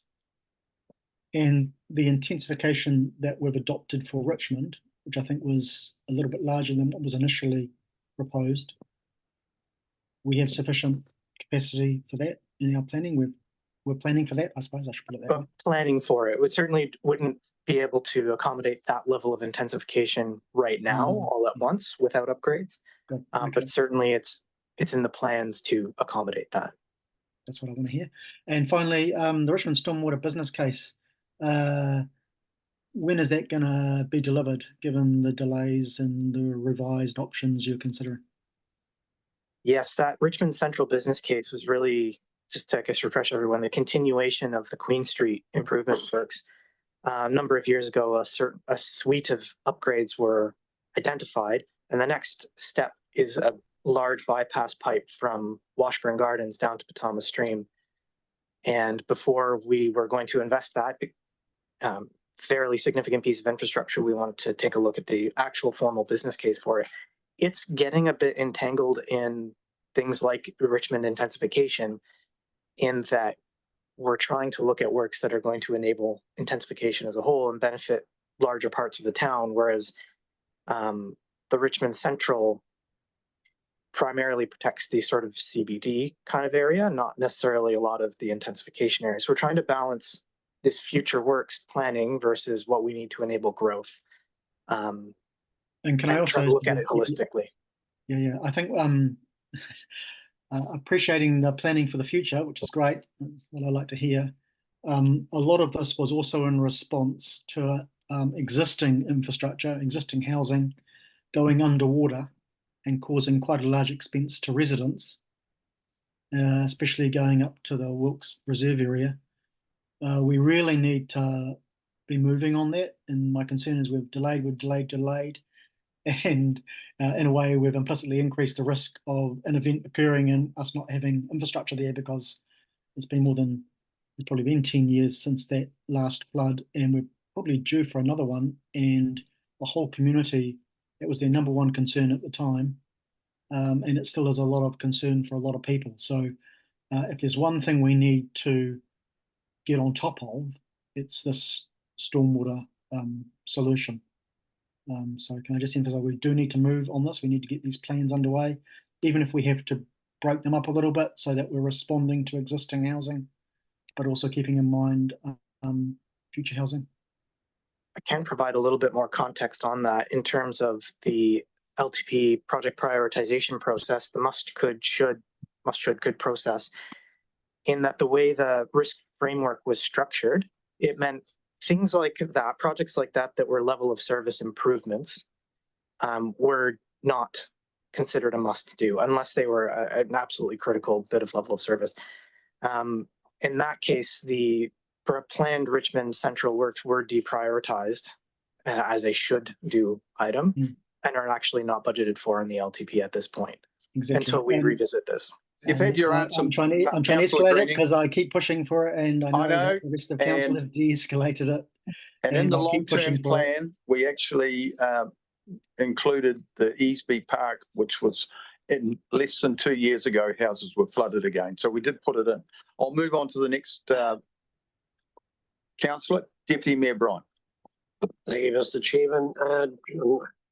Just in relation to the outstanding natural landscapes and features, just wondering once again, we're going to the landowners and others for informal feedback. When is that likely to be? I'm just conscious that both Golden Bay and Murchison area, Marawea particularly, we need to be careful about not doing that when they're calving or really busy. Otherwise we get more negative feedback. I think it's a conspiracy theory. Through the chair, as noted in the report, so 2 workshops are coming up mid and late June in terms of draft provisions, and as part of those workshops the team will be able to talk through what they see the time frame is going forward, but certainly in any community engagement, very much aware different groups have different pressures across the year, so how we can manage that. Appreciate that. And just for the whole process, when are you unlikely to go to the formal process? That'll be sometime in 2025, I'm thinking. Through the chair, I don't think we've actually landed a date yet, so staff will be able to advise at those workshops. Thank you, Mr. Chair.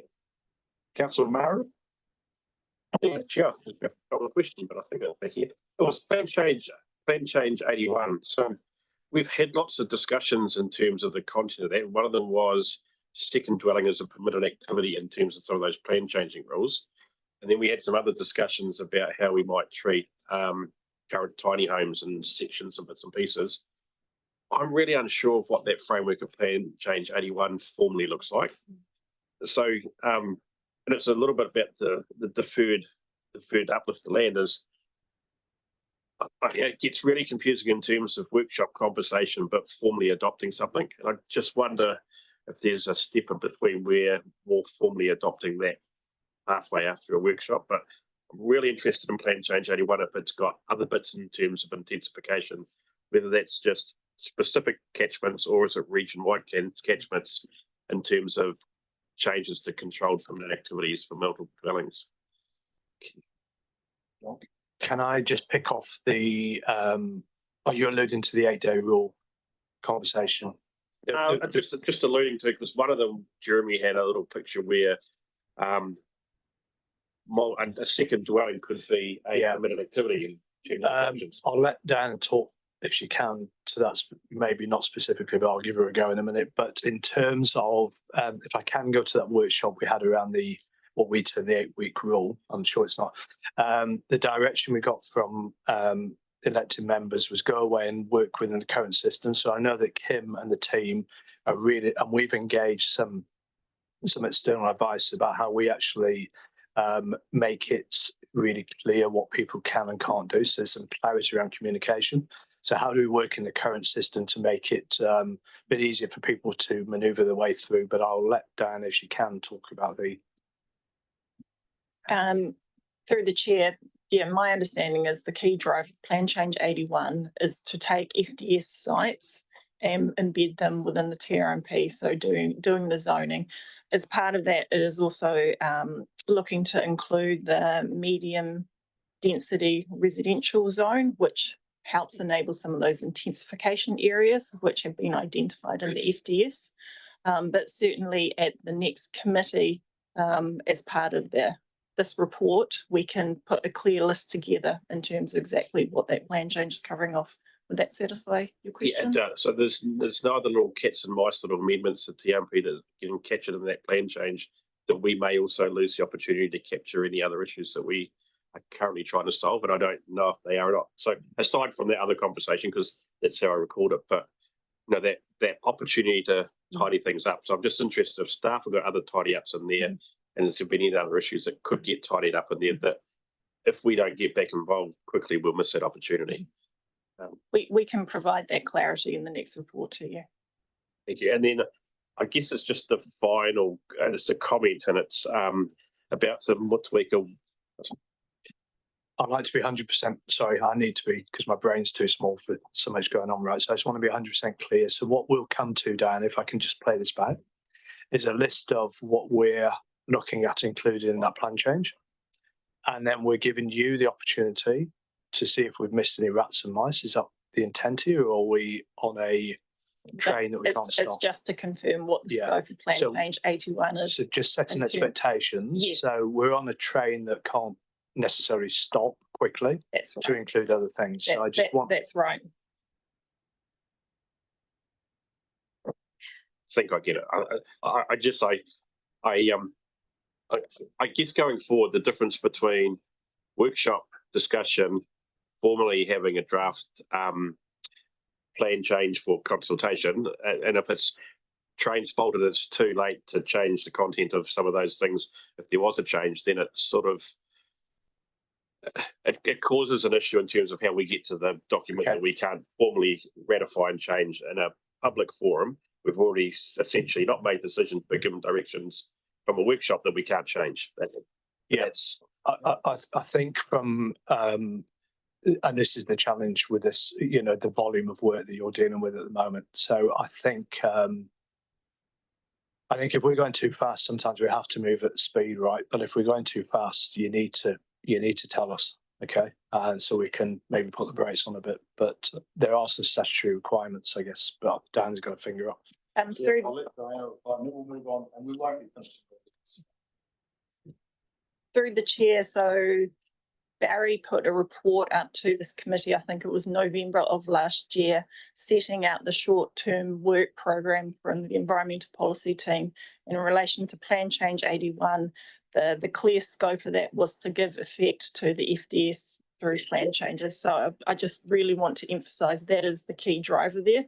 If we start to add in extras, that's going to create staff resourcing issues. And our key driver is that we need to meet our requirements under the NPS UDS. So we need to make sure we have that supply of housing land. So that is the primary driver of Plan Change 81. I think I've got one last little comment, and it's just on page 65, and it's just in terms of when it comes to council that it'll be a good transition to a reference group rather than a Motueka Wastewater Working Party that has been traditionally there for the long-term planning of the Motueka Wastewater Treatment Plant. There was a lot of words, wasn't it? All right, Councillor Dakey. Thank you, through the chair. So with Plan Change 81, I guess train in motion, but ultimately we can stop it if it's not right. The trouble we have is if we're not included, the devil is in the detail. We have to be clear on that detail. If the scope of what's in there doesn't cover some of those issues, but it covers how many bike racks a business can have, I'd be disappointed. So I, with the others in particular, would like an outline of the scope, acknowledging that there might not be much flexibility for what we could add, but just to make sure that we have what we intended to have in there, but because we have workshopped it, before it gets to that draft bit and we are stuck, sooner rather than later. Yep. Thank you. I'm sure staff have taken that on board. Councillor Dowler. Just a quickie, I think with 3 Motueka Ward councillors, if we could meet with David, Mr. Kirby, Mr. Ridd, straight after this meeting to talk about that roundabout on Wakawera Street to update what's actually happened in the last week or two. It would be good, I think.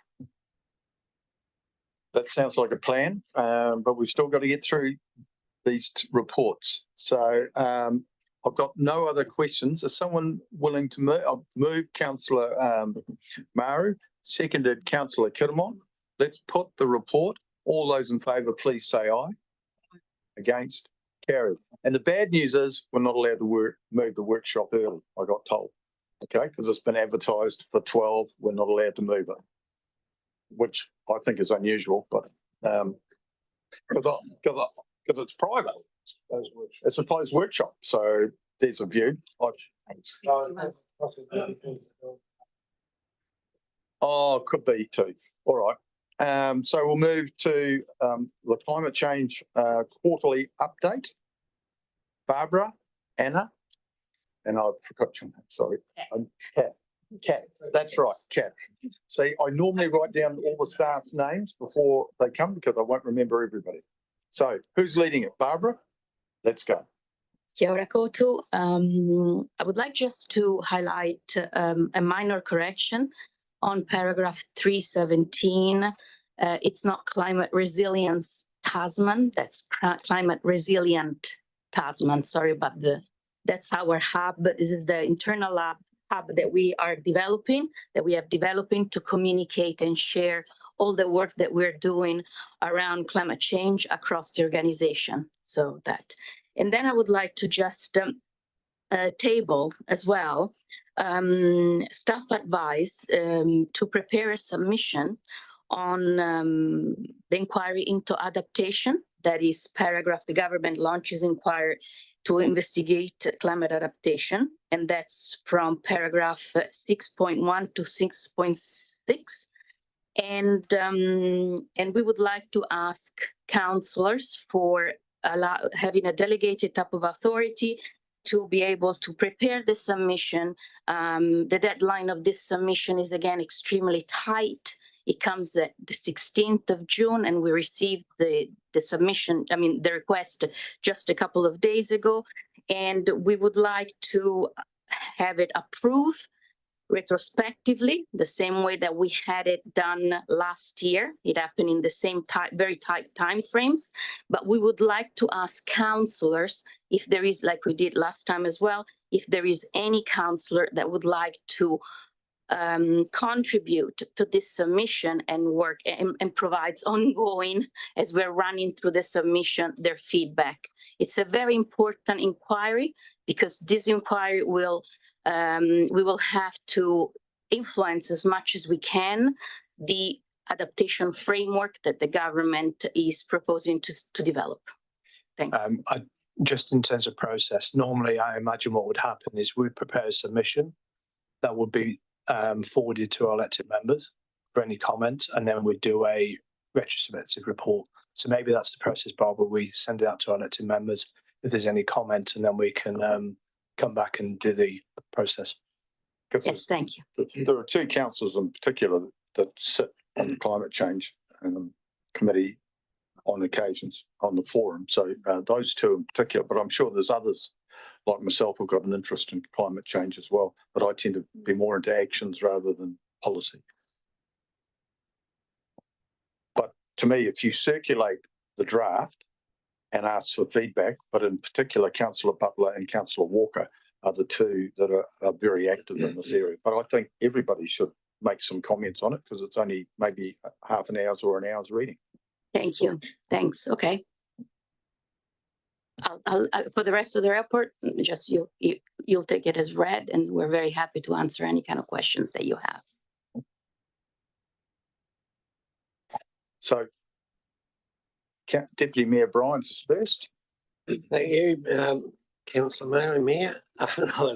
Chair. No, I lost that many years ago. Thank you, ladies, for the report. I've just got a couple of questions, if I may. Just in relation to the warmer, healthier homes, I'm taking the 40 homes that are being retrofitted now. What was decided last year, and we've put it in again for the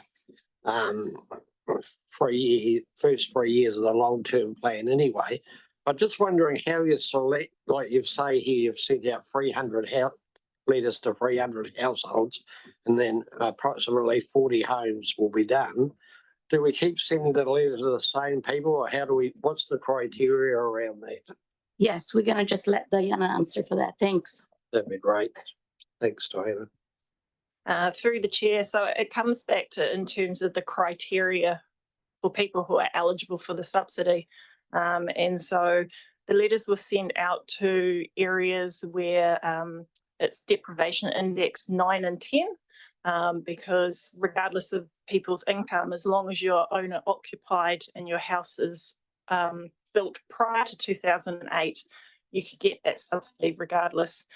Other subsidy options is if you have a community services card, and I think it's a super gold card. So we trialled sending out the letters as a way to try and promote more interest in the subsidy. Right. So like 260 that didn't apply, will they be sent again and 40 more added, or how's that going to work? Through the chair, going forward, we'll look at options in terms of communications, and we need to touch base with the trust to see, how much uptake happened as a result of that mail out. So we're just looking at different options. Excellent, thank you. And my other question, if I may, just relates to the landfill gas management at York Valley. just for your info, as much that there may well be some changes on the horizon there, but we probably could talk to you about that offline rather than through this public forum. That would be very good. Yeah. Right, Councillor Ellis. Oh, thank you through you, Chair. I thank you for the report. Now I've got a few different notes here and then I've lost track of myself, so apologies. Just one thing. I've missed when this go through because there's a reference on page 10 of the report to the Minister talking about the debt cap. And I think that's been whether or not we need to make that change or not. Also, I'm interested in the comment about AI and that it uses 900 times more power than a Google search. So when we're doing our since you brought our attention to it, when we're doing our reports on how well we're doing as a council, is there going to be any further comments regarding about our use of AI, for example, in we've used it in a long-term plan to work out our submissions and things like that. So is there going to be is that going to be included in future reports as to what that does to our emissions, I suppose? And then the other one was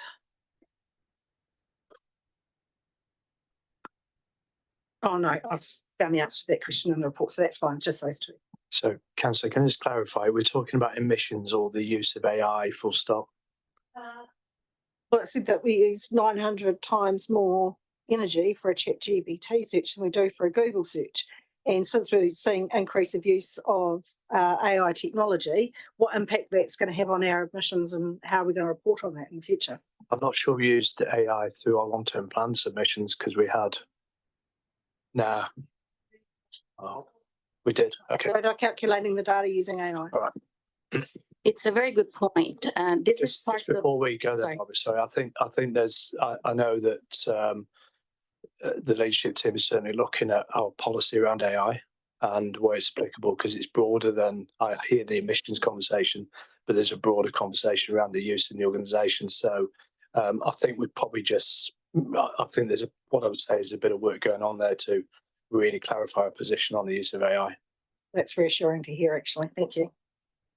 Okay, Councillor. Yeah, sorry, just to add on that, since this is new territory, artificial intelligence is new territory, and machine learning and virtual reality and all these new technologies that are coming into stream, clearly there are pros and cons. So like John said, we will be assessing this, but certainly is an area where, you know, if we wish to keep up to date and informing faster our decision making, especially when it comes down to making decision around deep uncertainty related to climate change, we'll need to wait. Like everything, we will wait the pros and the cons, and then we will decide. But certainly it will be, you know, whether we like it or not, there will be an embracement of technologies if we don't wish to be left behind, with the proper ethical type of thinking behind it as well.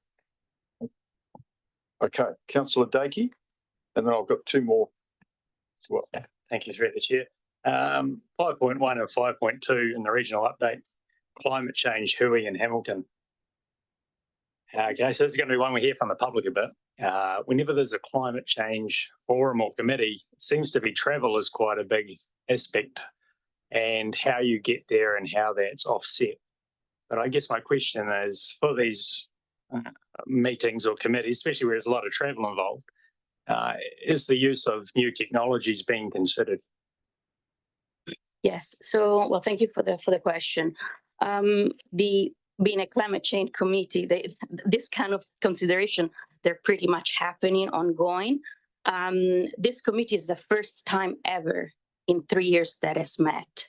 And so that it was suggested that face to face, especially in order to provide the thinking behind the strategic thinking that was needed in this gathering of people, that physical type of it would have been a physical meeting, not a virtual one. We had a number of councils that did not have budget and had some consideration as well around emissions that followed us via virtually.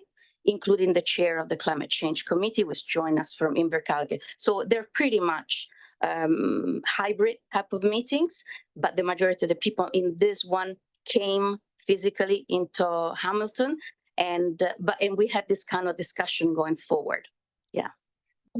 Through the chair, can I just add, we also have 3 different climate networks of council staff throughout New Zealand, and we regularly meet on Zoom, and we don't meet in person. But yeah. Can I also say, I think since post-pandemic, we've certainly changed. You know, now we can operate, and it's the norm. Quite honestly, I don't think people really want to travel all over the place. They're quite happy to sit at their desk and do Zoom calls. I think from a it's not great going away from home. There's huge costs to the organisation. So apart from the emission side of things, is the cost side of things to the organisation. So we're really conscious when we're approving travel that we only approve travel if it's actually really necessary. Most of the time, but that's driven more around cost rather than emission reduction. Okay, Councillor Kinnemont. Which section, say? Thank you, through the chair. Barbara, do you want to give us an update about that hearing, please? Yes. So this is the first time that 16 regional unitary councils met in Hamilton. It was very, very insightful, and the regional Te Huro Kahika has just to put things as simple as possible.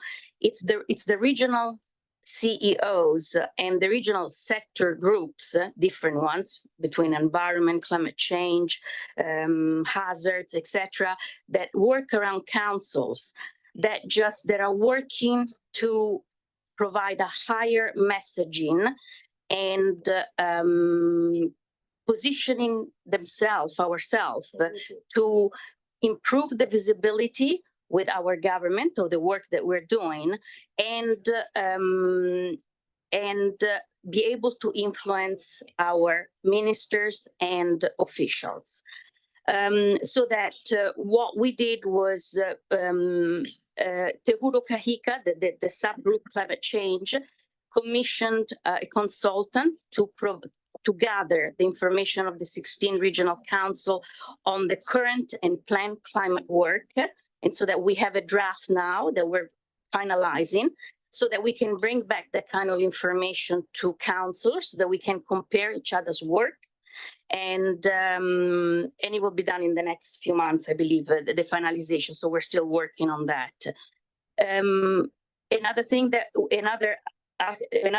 we did is that we actually started to think of a plan, and what this grouping, these policy advisors that work around climate change and different sectors could prepare a plan and a strategy in order to become trusted advisors to government. And so that is ongoing. There were just initial discussions, and now we're going to be developing a plan to do so.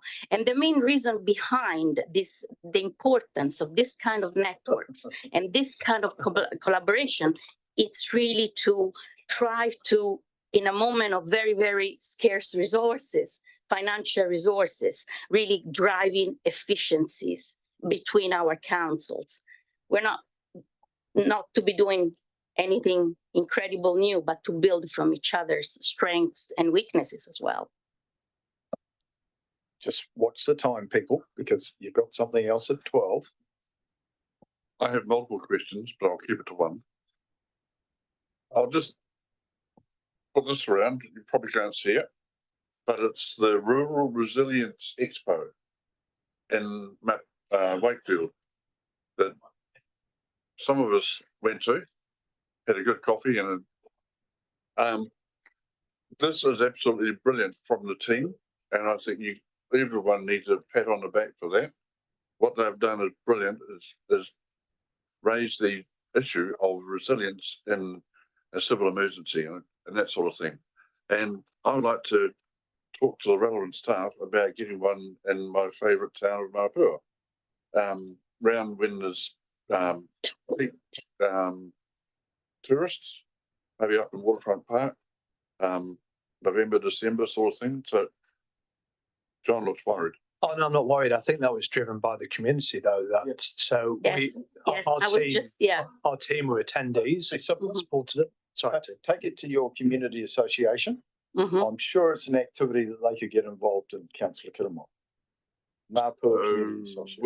So would staff and everybody else willing to participate in one? We shall. So the one in Wakefield was a pilot. Not that all the credits cannot be put into Tasman and the staff. Actually, the credits should be put into Fire and Emergency New Zealand and the Wakefield Community Council. We collaborated, supported, and furthered the initiative. With yes, I do agree that was really well taken. And so that through the community board in Mapua, we can just support and see how we can make it happen in time. I'd suggest I'd suggest you not you, but the chair reaches out to Wakefield Community Association and gets some advice as to how it was put together. That would be my advice to you. Okay, is that it? Councillor Mackenzie. She's done. Councillor Walker. Thank you, and through you, Chair. I'm looking at page 73, Climate Education Program and Local Schools 3.20. And I note, although I've raised this at this table before about my concerns of what we do as our scope and core business as opposed to the Ministry of Education, but I note that we've still got obviously Dr. Will Stovall, who's gone in and we've engaged him to do climate change education program in the 3 quoted schools, and that this is a comprehensive program and it's a pilot initiative. Can someone explain to me what the pilot initiative encapsulates? Because I do have a concern about us delivering on MOE responsibilities, and I'm sure that we're not funded for it, and I would like some answers around the pilot before we actually sign off on anything, if it's not too late, for term 3.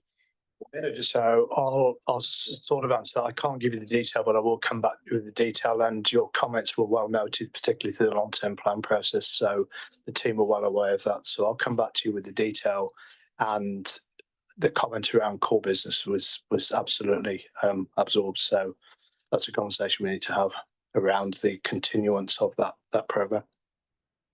Okay, so that's the last of the list of questions that I've got here. So Barbara, you and your team, thank you for your report. I'm looking for a mover to receive it. Councillor Mackenzie, seconded Councillor Maru. I'll put that motion. All those in favour, please say aye. Against? Carried. So we've come to the closure of the meeting. I thank everybody for their attendance. With the mover and the seconder's indulgence, we've changed the mayor's apology from one for lateness to absence, because I know he had other business and he's obviously not finished it this morning. And I'll go to Councillor Walker for closing karakia. Thank you.